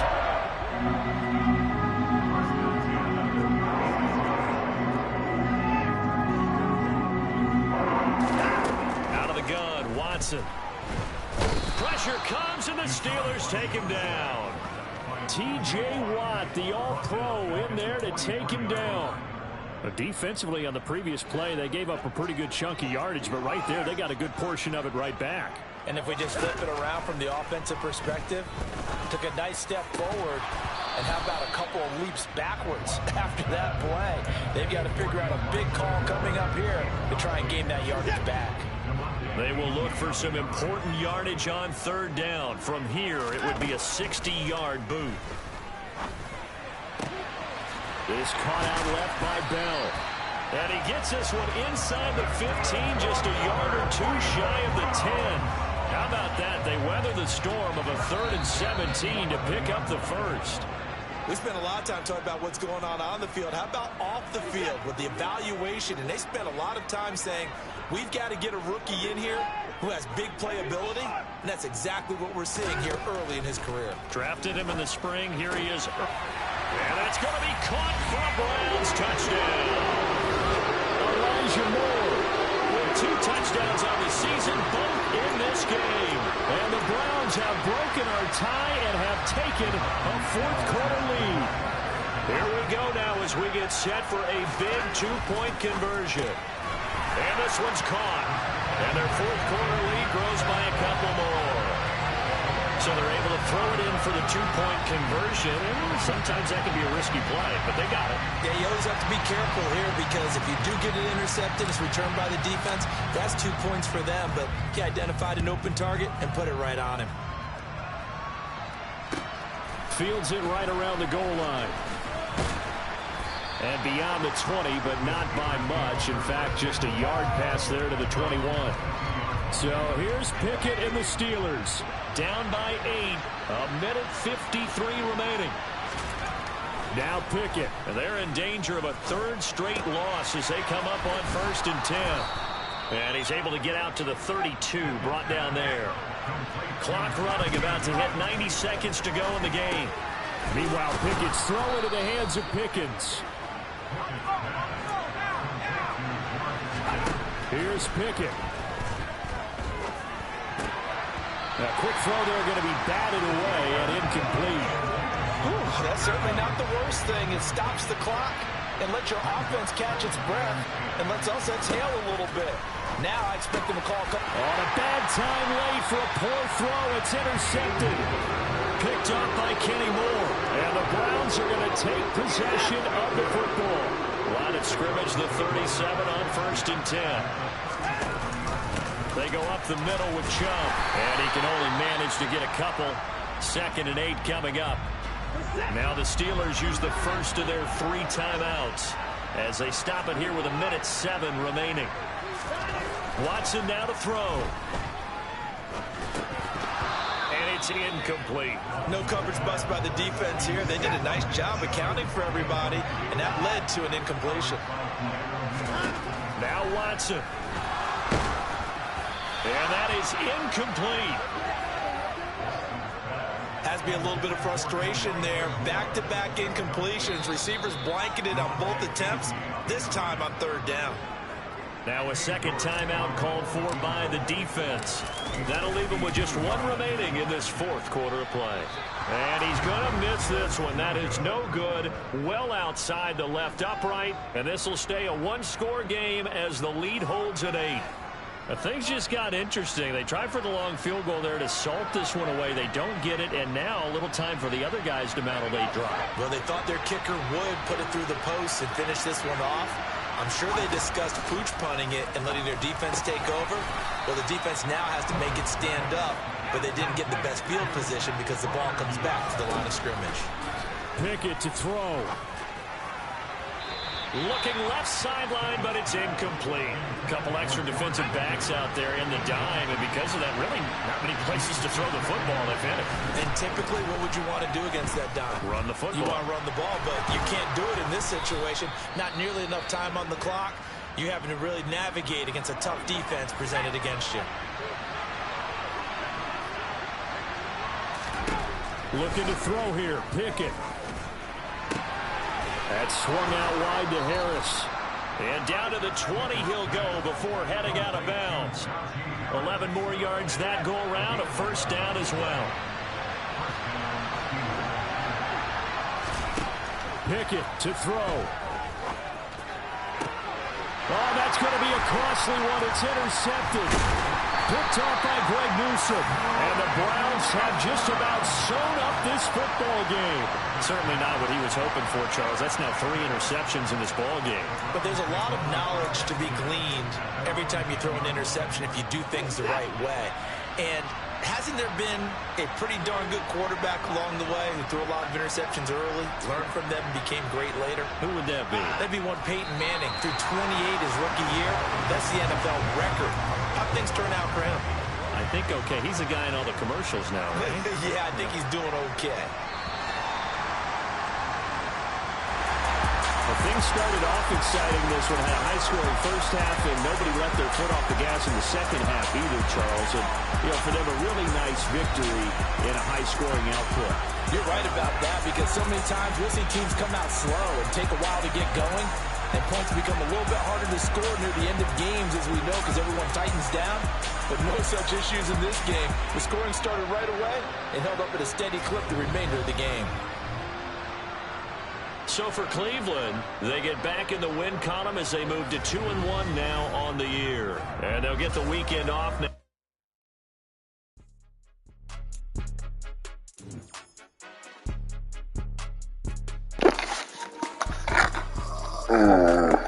honestly, this game was amazing. If the team continues to play like this, we might actually reach our goal in making the playoffs. Yeah. Play Atlanta next week. We're gonna probably make this the last game, then end it off here. But yeah. We're 2-1. Third, still somehow third place division. Ravens 3-0. We play them week 7. But we got to trade offers. 76 review offers. No. Decline. Well, let's do a coordinator check. Let's do the TQB check-in.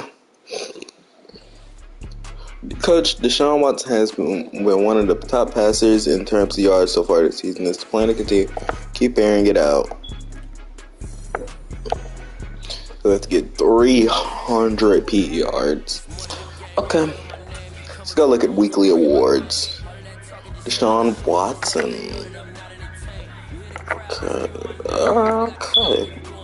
Okay. So I think this is gonna be the last game we play.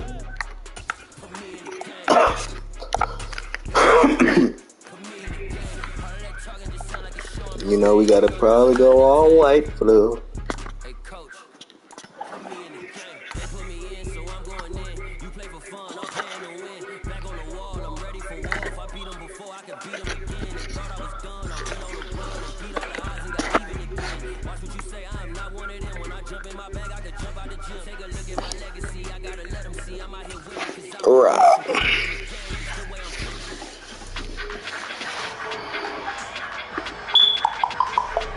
It's Madden NFL 23 on EA Sports.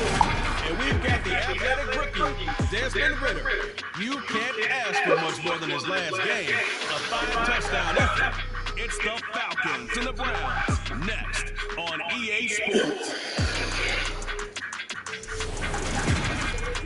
The weather this time of year in the South, perfect. Fall football weather, and we've got the roof wide open here at Mercedes-Benz Stadium in the heart of Georgia. Today, it's week 4, and we've got what should be a great win here between the Cleveland Browns and the Atlanta Falcons. Hello again, everyone. Brandon Gordon along with Charles Davis. And Charles, we take a look at this Falcons team as they interplay. They come in feeling good after back-to-back victories. And last week's win was indicative of how good this team can be. It was a complete performance. Meanwhile, for the Browns here, they too were winners last time out, so something's got to give here. And I love it when both teams come in off of wins. Great mindsets, and it usually leads to a really well-played game.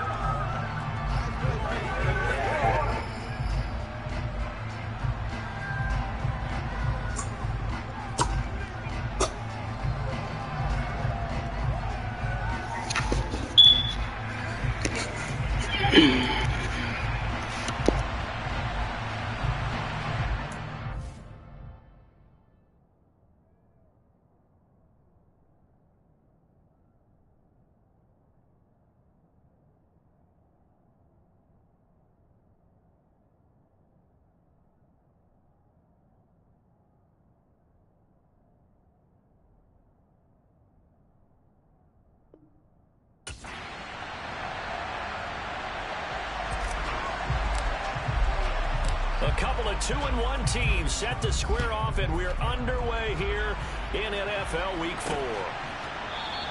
And he opts to not bring this one out. The first drive will start at the 25.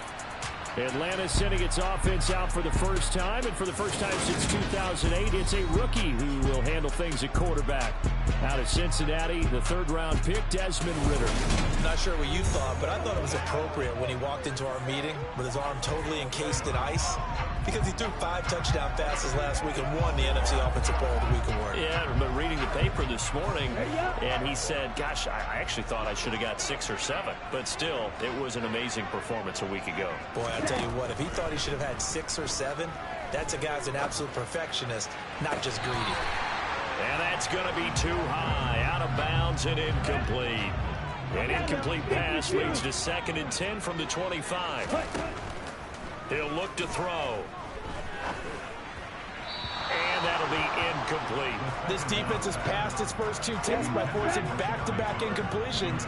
They know there's probably another throw coming on 3rd down. Let's see if they decide to force the issue by sending people on a blitz. And he'll complete this one to Patterson. He's going to pick up the first down and then some. And he's going to have the Falcons first down as they're able to get the 3rd down conversion. And they use him out in the backfield, and sometimes quite a bit. They're just trying to get him touches any way they can. 4 catches a week ago. There's another one right there. Opening carry of the game for Cordero Patterson. And he'll manage to pick up about 4 at 2nd down. Now they deal with a 2nd and 6. On 2nd down, a run with Patterson. And he's going to take this across the 50 into Browns territory.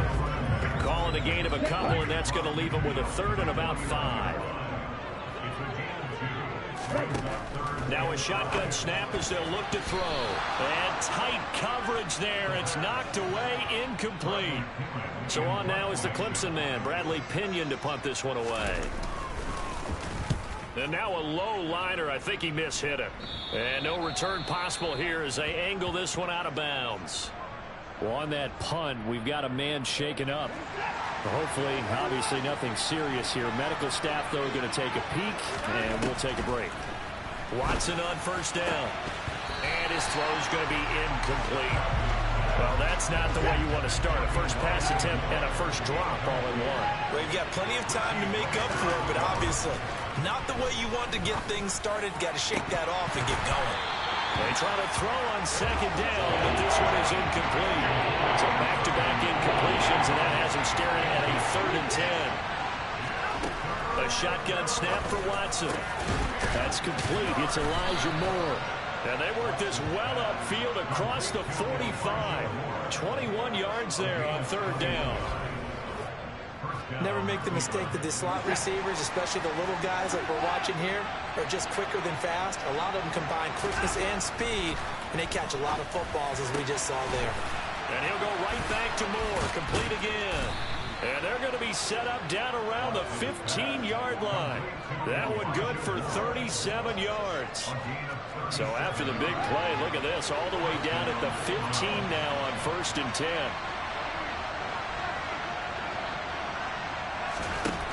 From the red zone now, they'll look to throw. And this is going to be intercepted. Picked up by Jesse Bates. And the Falcons are going to take possession here. It's a touchback, and they'll take over at the 20-yard line. About set to begin their next drive. The Falcons offense at the line. Last series for them, a little disappointing, forced to punt. And now they'll try to do better here and come away with some points as they begin this drive. 1st and 10. Once more, they turn to Patterson. And he's brought down, getting this one up to about the 35. 14 yards there and a Falcon first down.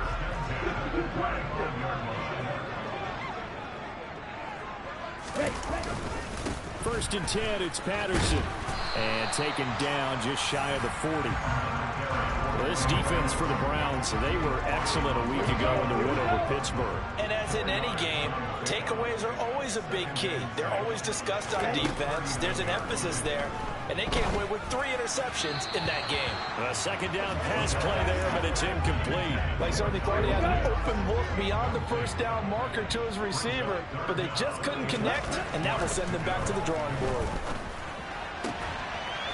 And this time he's got the hook up. It's complete.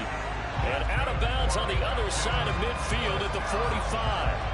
His first catch, good for 16 and a first. That's a pretty throw right there. That ball's in the air a long time, but it's right on the money on the right sideline. A really good route. Moving the defenders towards the middle of the field before breaking to the sideline. What a completion there. Big-time arm strength. Very nice route. Back to the ground now. Patterson. And the result here, a pickup of 8. Leaves him with 2 to go on 2nd down. 8 yards the gain on that last run. Here's 2nd and a couple. Give to Patterson running to the right. A beautiful fake. And he's going to get this inside the 30. 43 yards now on the ground on just 7 carries.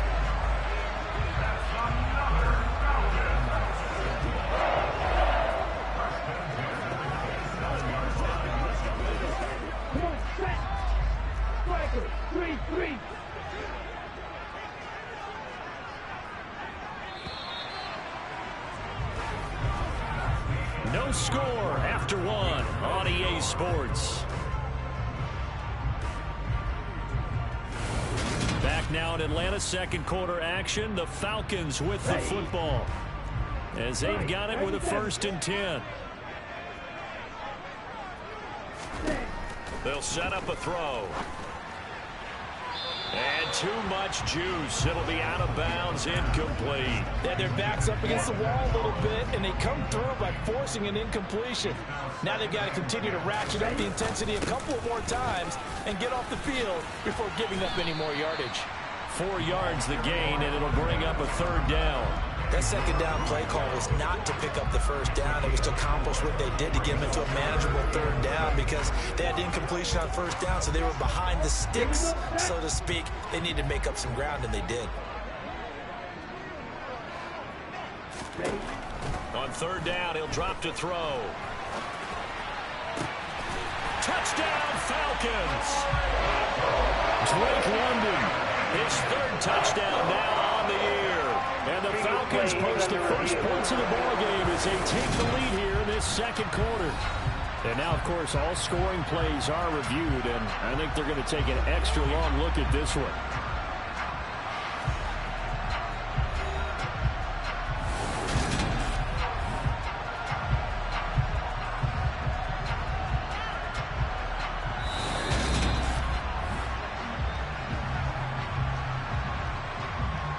So take away the touchdown. The officials rule he did not get the football to break the plane.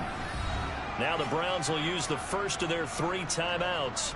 They'll have 2 remaining as we step aside here in this second quarter. Here we go now on 1st and goal. Patterson will score.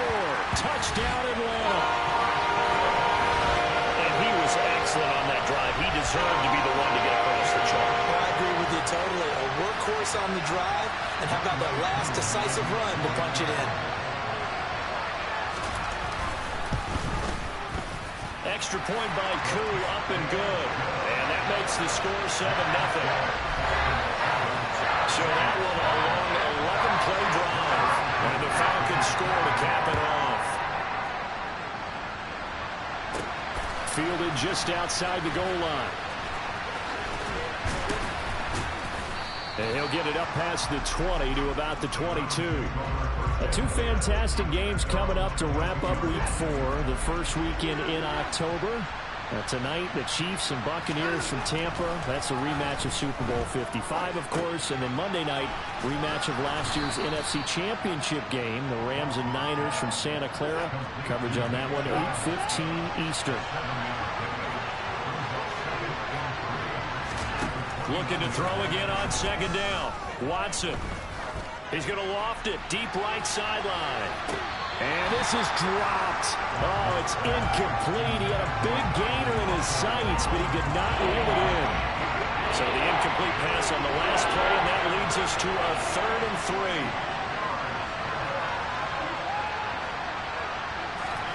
3. Watson now to throw.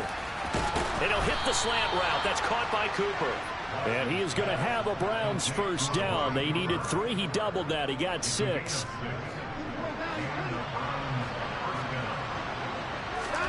Back to throw, Watson.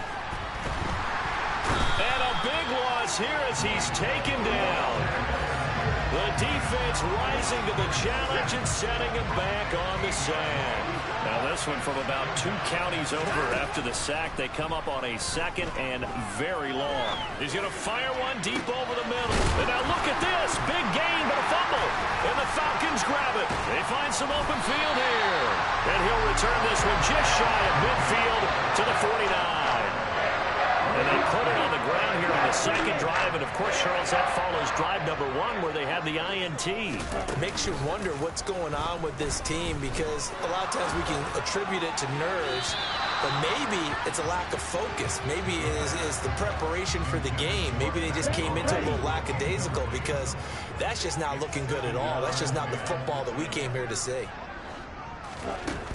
And 2nd and 10, he'll look to throw again. And he fires one that's intercepted.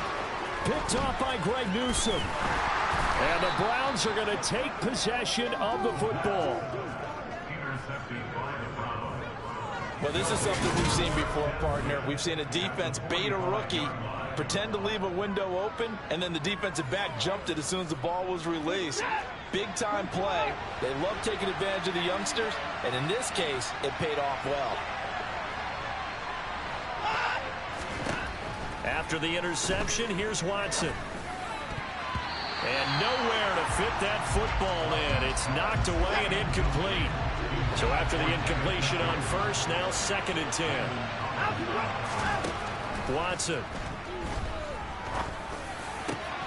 And that is taken in by Njoku. And he goes down, but not before getting this inside the 25. 22 yards there, a first down.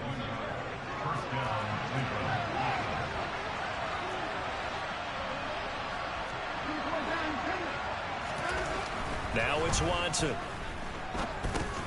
He's going to drop this one down for Chubb. And he'll be marked down right at the 15-yard line. 2 minutes on the clock, second quarter, 7-0 ball game.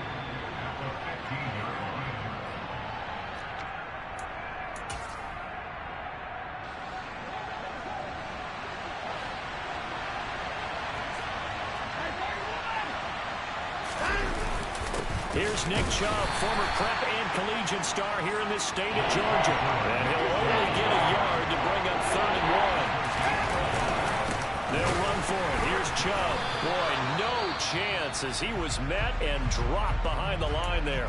Now the Falcons going to use one of their timeouts as they'll head to the sideline and talk over what to do next.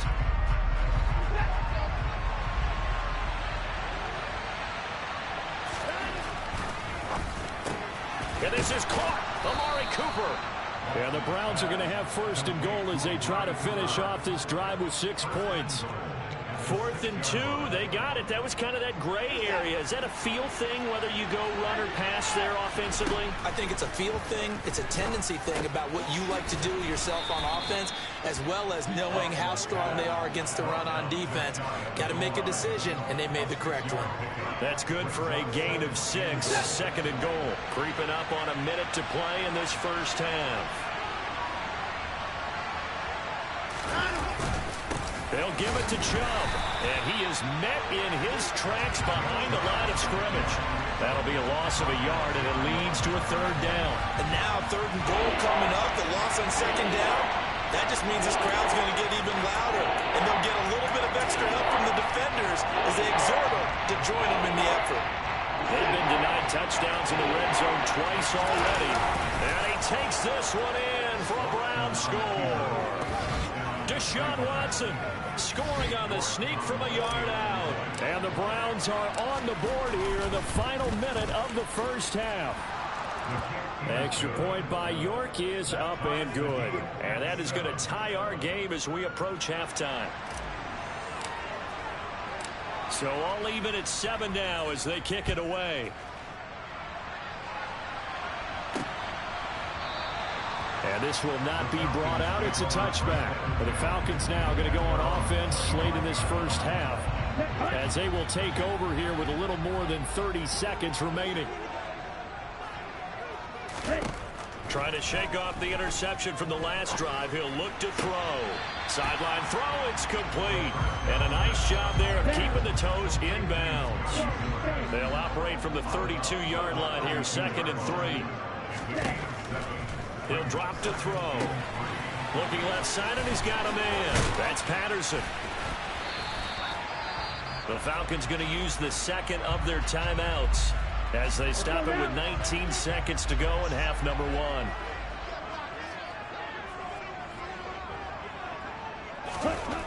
Now on first down, he'll drop to throw it. Into the hands of London. Now the offense will burn their third and final timeout. And with halftime on the horizon, they'll be out of timeouts from here forward. Back to throw again. He's got the hook up to Miller. And they're going to get this down near the 35-yard line. So a touchdown apiece. That's what we have to show at halftime as they head to the locker room. 7-7 our score. As we send you down to Orlando, where Jonathan Coachman has our EA Sports halftime report. Coach. All right, Brandon, we'll get back to you guys in a bit. But first, let's take a look around the NFL here on this first Sunday of October. We'll begin up at M&T Bank Stadium in Baltimore. And it's the Ravens who have the lead in that one. 2 touchdown passes there for Lamar Jackson. From there, let's head off and check out a second game. And you can see they are out in front in that one. C.D. Lamb, a touchdown reception. Lastly, let's check on one final game for you.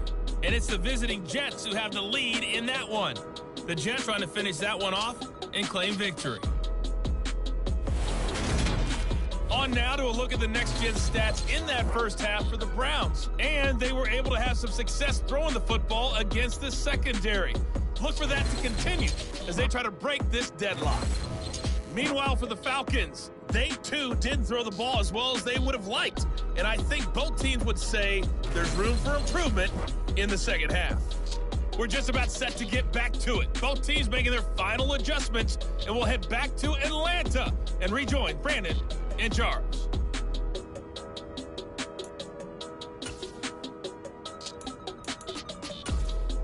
All right, Coach, thanks. Yeah, both teams likely to make some changes in what's been a closely fought battle to this point. Fielded just outside the goal line. And he'll get it up just past the 20 as his guys will go to work at the 21-yard line. Here's the Browns offense now getting set to start off this third quarter. Well, the first half, very even. I mean, really, in all facets, this ball game tied, Charles. So as we start the third quarter, curious to see what the second half brings us. Certainly am. I'm with you on that one. And we all know a lot of coaches from the NFL all the way down to the Pee Wee level. They love to spin it to their teams. Hey, we're starting a brand new, shorter ball game. It's all even. Let's go out and seize it. This is ours. So that one a hold right guard. And you understand why offensive and defensive linemen probably go to martial arts schools and work on their hands so often, because that could be the make or break difference on a play. This time he had to grab a jersey in order to make the play happen. Got caught for the penalty. Now here's a pass on first down that's knocked away and incomplete. Throwing on second and long. Watson. He rifles one that's intercepted. Picked up by Jesse Bates.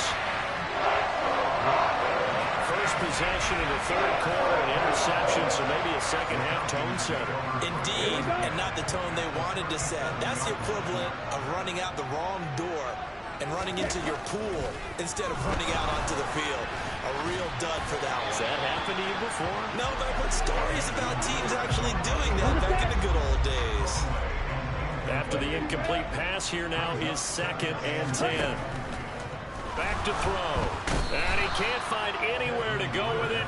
And he goes down. In for the sack, Myles Garrett. So that time, Charles, quarterback helpless really in the pocket in the face of a pass rush like that. They were on him instantly. Now on 3rd and long, they'll look to throw. And now the ball's out. Fumble near midfield. And this is picked up by the Browns. 20, 10.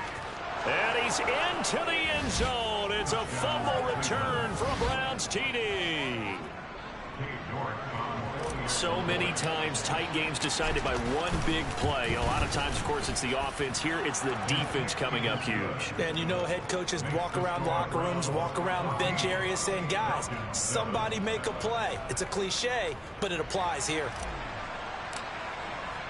So here's the kickoff now as they'll get it again following that fumble return for a score. And this will be a touchback, so they'll bring it out to the 25. Atlanta now coming out on the field. Falcons 1st and 10 here as Ritter gets them ready at their 25-yard line. On play action, they'll throw. Open man is Kyle Pitts, his tight end.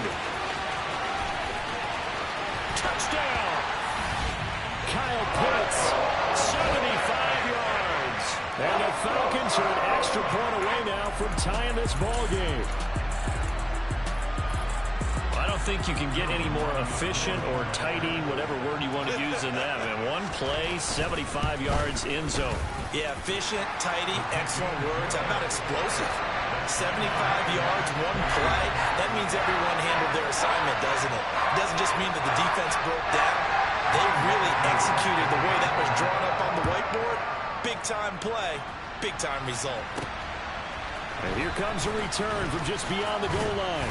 And that decision to bring it out ends up not being a good one. Costs him about 5 yards as he's tackled at the 20.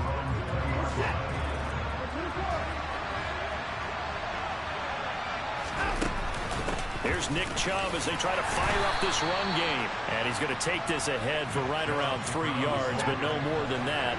2nd down. On 2nd and 7, Watson.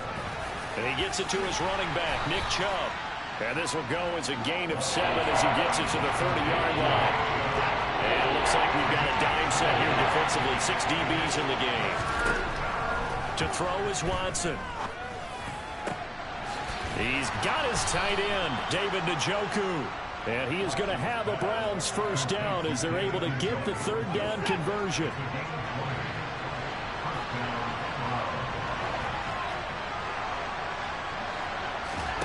Now a play fake, and it's Watson.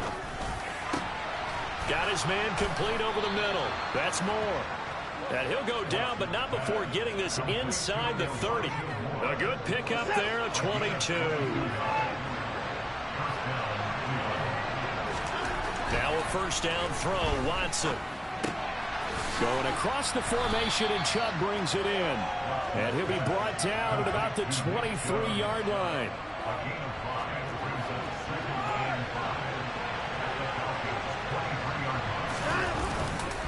They go with Chubb on 2nd down. And he'll be taken down near the 20 at the 21. Here's the 7th play of this drive. This is 3rd and 4. Here's Watson. And he can't get rid of it. He's taken down. Multiple defenders there to drop him for a loss of 4. And, of course, that's not an easy man to sack. You know how elusive he can be trying to get outside of the pocket. That was a great play on the defensive side. And I wonder what was going through his mind, because he didn't seem as committed to using his legs to pick up yardage. He wanted to keep that play alive, so either take off and go or throw it away. But he held on to the football and ended up getting 7. The Browns unable to move the chains on 4th down. And the Falcons defense stands tall. They'll get the football back. The Atlanta offense out there for their next drive. Well, partner, you know, coaches always say that every play is designed to score a touchdown. Sometimes that's not really true, but last drive, that was the case. One play to get into the end zone, and now they'll try to duplicate that success here. And it's rare for those moments to happen. Incredible when they do. And you saw the celebration. Pure, unbridled joy after that one. Back to throw now on 1st down. Oh, into a sea of defenders and intercepted. Picked up by Denzel Ward. And the Browns will take over here as they get it up to the 43-yard line.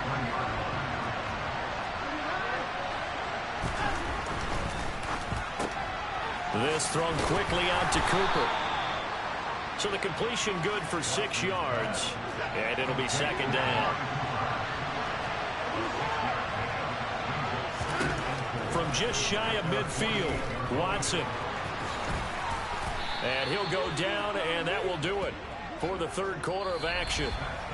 So both teams trade touchdowns in the 3rd as we're through 3 quarters of play. Back now here on EA Sports. All even as we get ready to start the 4th. On 1st down, it's Watson. it's incomplete. Took a shot, couldn't connect. So now 2nd and 10 after the incompletion on 1st down.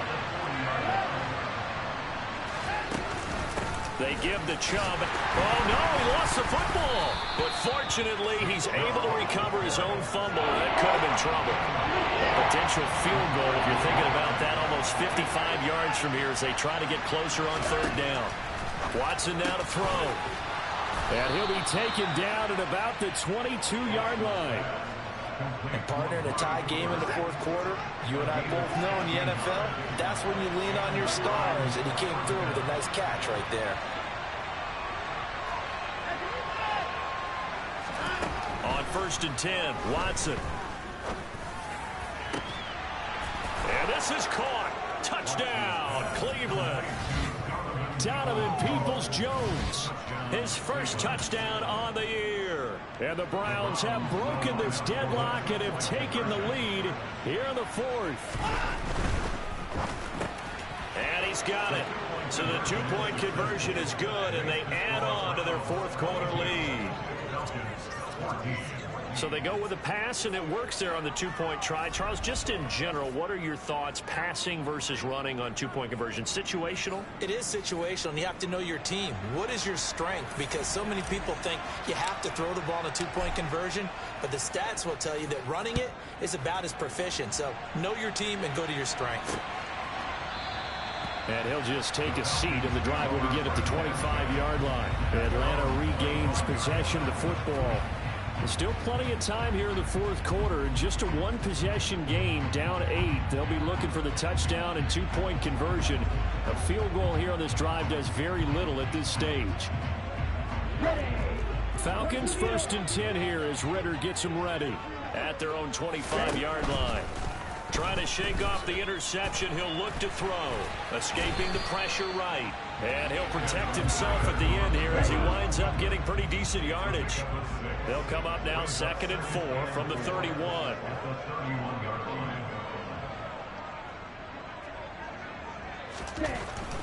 Now back to throw. And they will not get the connection there. It's incomplete. We know it's not an easy job to go out and catch passes when people are trying to tackle you and knock the ball away. But the bottom line is, that's a pass he's got to have and a pass he should have caught. Toward the sideline, he will have the 1st down. Good catch. He was able to keep the feet in bounds. So from the 36 now, 1st and 10. They'll look to throw. And they're not able to hook up there. Incomplete. What a difference a week makes. Last week he hit on over 80% of his passes. This week he's down under 50%. What do you see as the difference? Well, I think we're used to seeing a drop. If someone's over 80%, they're not going to hold that number. Not in this league. But a drop under 50%, that just tells me that the defense has spent a lot of extra time on game films. They came up with a really good plan to try and chip away at his timing. And now the 3rd down throw incomplete as well. Here's Bradley Pinion now as he'll kick it away for the 2nd time.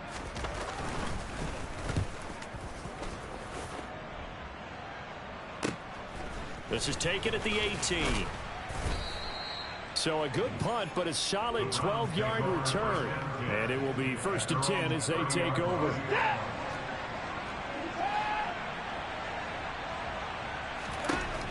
Watson on 1st down. He's got a man on the crossing route. That's Moore. And able to get this one across the 45 before he's brought down. That play going for 16 yards to start the drive. 1st down. Now Watson. Pressure brought in, and the Falcons get there for the sack. Lorenzo Carter. Give him the credit for the sack and a loss of 14 yards. Throwing on 2nd and long. Watson. And it's knocked away and incomplete. The Browns on 3rd down. They've been very good. 5 for 7 thus far. This will be 3rd and a mile. Now look at this. They get the turnover they needed. It's intercepted. Picked up by Jesse Bates.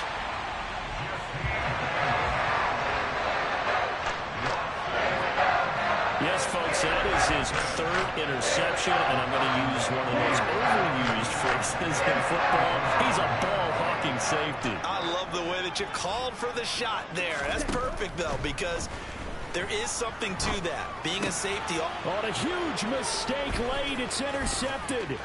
Picked up by Denzel Ward. And the Browns are going to take possession of the football. So that changes things. You get the interception, and then to boot, a good return tacked on. And really it was down to him versus the quarterback on the return, and that's one you would think the defender would win. But a nice job there of seeing the play all the way to the end and making the tackle by the QB. Now a throw to the end zone on first down, but it winds up incomplete. To throw on 2nd and 10. Watson. Oh, not sure he saw the linebacker there as that's batted down and incomplete. A chance of wasting this great starting field position. A real threat. This is 3rd and long. And now we've got flags down. Looked like one of the Browns might have moved. The crowd's not doing that O-line any favors. Home field advantage is really kicking in, making it very difficult for them to hear the snap count. They'll fake the handoff. Now Watson. And that will be incomplete. Looked like he had a couple of different options as far as who to throw to on that play. And who am I to say this, but I'm not sure he made the right decision. Well, the window of opportunity is always going to be small in the NFL. That's why those quarterbacks who make quick decisions and have quick releases have the most success in this league. Back now on EA Sports as the kick teams are out here following the 2-minute warning. The Browns kicking team out there now as they'll send this one away. And a couple yards deep, he'll go to a knee. He won't return it. And they'll take it out to the 25. Okay, ready? Falcons 1st and 10 here as Ritter gets them ready. At their 25-yard line. Trying to shake off the interception from the last drive. He'll look to throw. And he's upended at the 33 following a good pickup of 8. 2nd and 2. And he'll be taken down, but not before they work it across midfield. First down now, but that clock rolling. Over the middle, he gets it to Patterson. And he'll be hauled down at about the 30-yard line. Again, he'll drop to throw.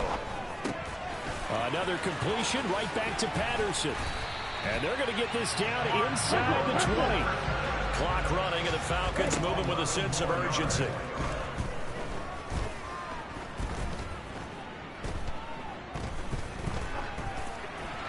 And now a throw on first down there, but it's incomplete. So after the incompletion on first, now 2nd and 10. It's now 2nd and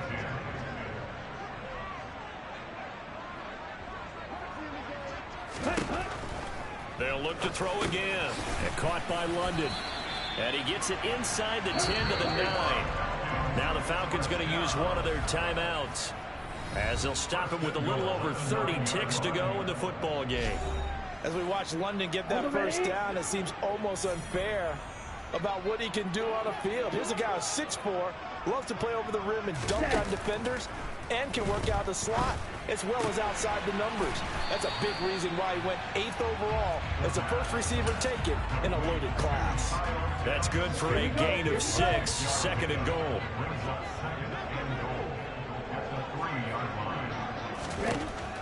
They'll stick with the passing game as he looks to throw. And this is caught for a touchdown. So hang on now. Things just got a little bit more interesting here in the final minute. Ritter will throw for it. And he's got it. So the try for 2 successful. And with it, they're back within a field goal. So still a chance with just over 20 seconds to go, but they need to get this one back, no doubt. And this is going to be recovered by the hands team. And that should just about put a capper on this one. Well, 4th quarter, they felt like they needed the football back. Unfortunately, they couldn't get it. And I know we brought analytics into the game, and someone has said here that the data says that when a team's expecting an onside kick, 80% of the time, the team expecting it, they do actually recover the ball, which is what we saw here. I just wonder if that number is much more of a anecdotal type of a number. Kind of like when the coaches tell us, well, when you score on special teams, 93% of the time you win the game. I'm still waiting to see that number as empirical. And with that kneel down at the end of the game, partner, they now get to 3-1. This is a good football team we saw in this game. It is indeed getting to 2 games above 500, and I know early on, while they said they wanted to win every game, they thought they would be solid with a 3-1 start, and here they are. Yeah, you break your schedule up almost into quarters, every 4 games, and assess 3-1. Any team would take that. The Browns send out their punt. And how about this, a fake? And this is going to blow up in their faces. Not only do they not get the first, they're going to lose big yardage as well. What a game we were treated to in this one. And then on that final play, they had a chance. They had the ball just beyond. Well, the team looked very good. We were 10 yards away from our 300 passing yards, but hey, it's always next week. We got the W. We're 3-1 on the season. We play the Chargers. Yeah. I guess we're gonna try to make one more trade before we end this episode off. Probably gonna go trade for a receiver. So obviously with Hopkins getting old, we're gonna see if they'll accept this. Will they accept? They need a corner. We'll give you Carson.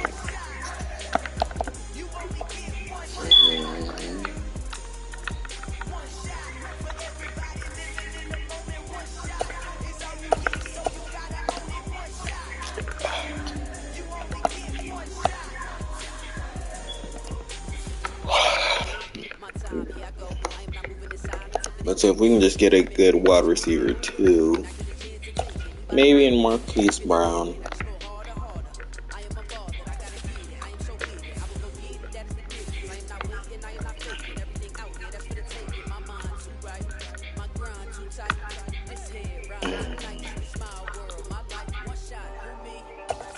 Big one right trying to trade.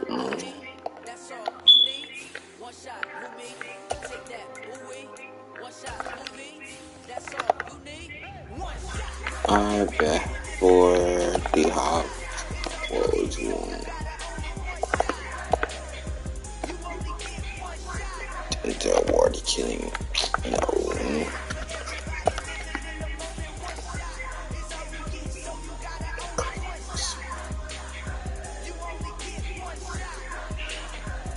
Ain't worth it.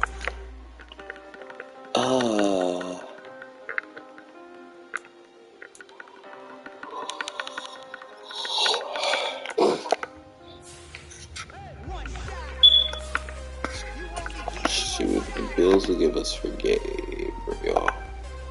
Okay, Gabe Davis is our new wide receiver. We have a new wide receiver in Gabe Davis. Anyways, hope you guys enjoyed this video. Episode 2 will be coming tomorrow. Obviously, I'm getting sleepy. We're 3-1, second place in the division. Bengals are in first place. We play them week 8. Then we play the Ravens. We play the Patriots. And then this week we play the Chargers. If you guys did enjoy this video, please subscribe. Go look at my community tab. Love you guys. Deuces.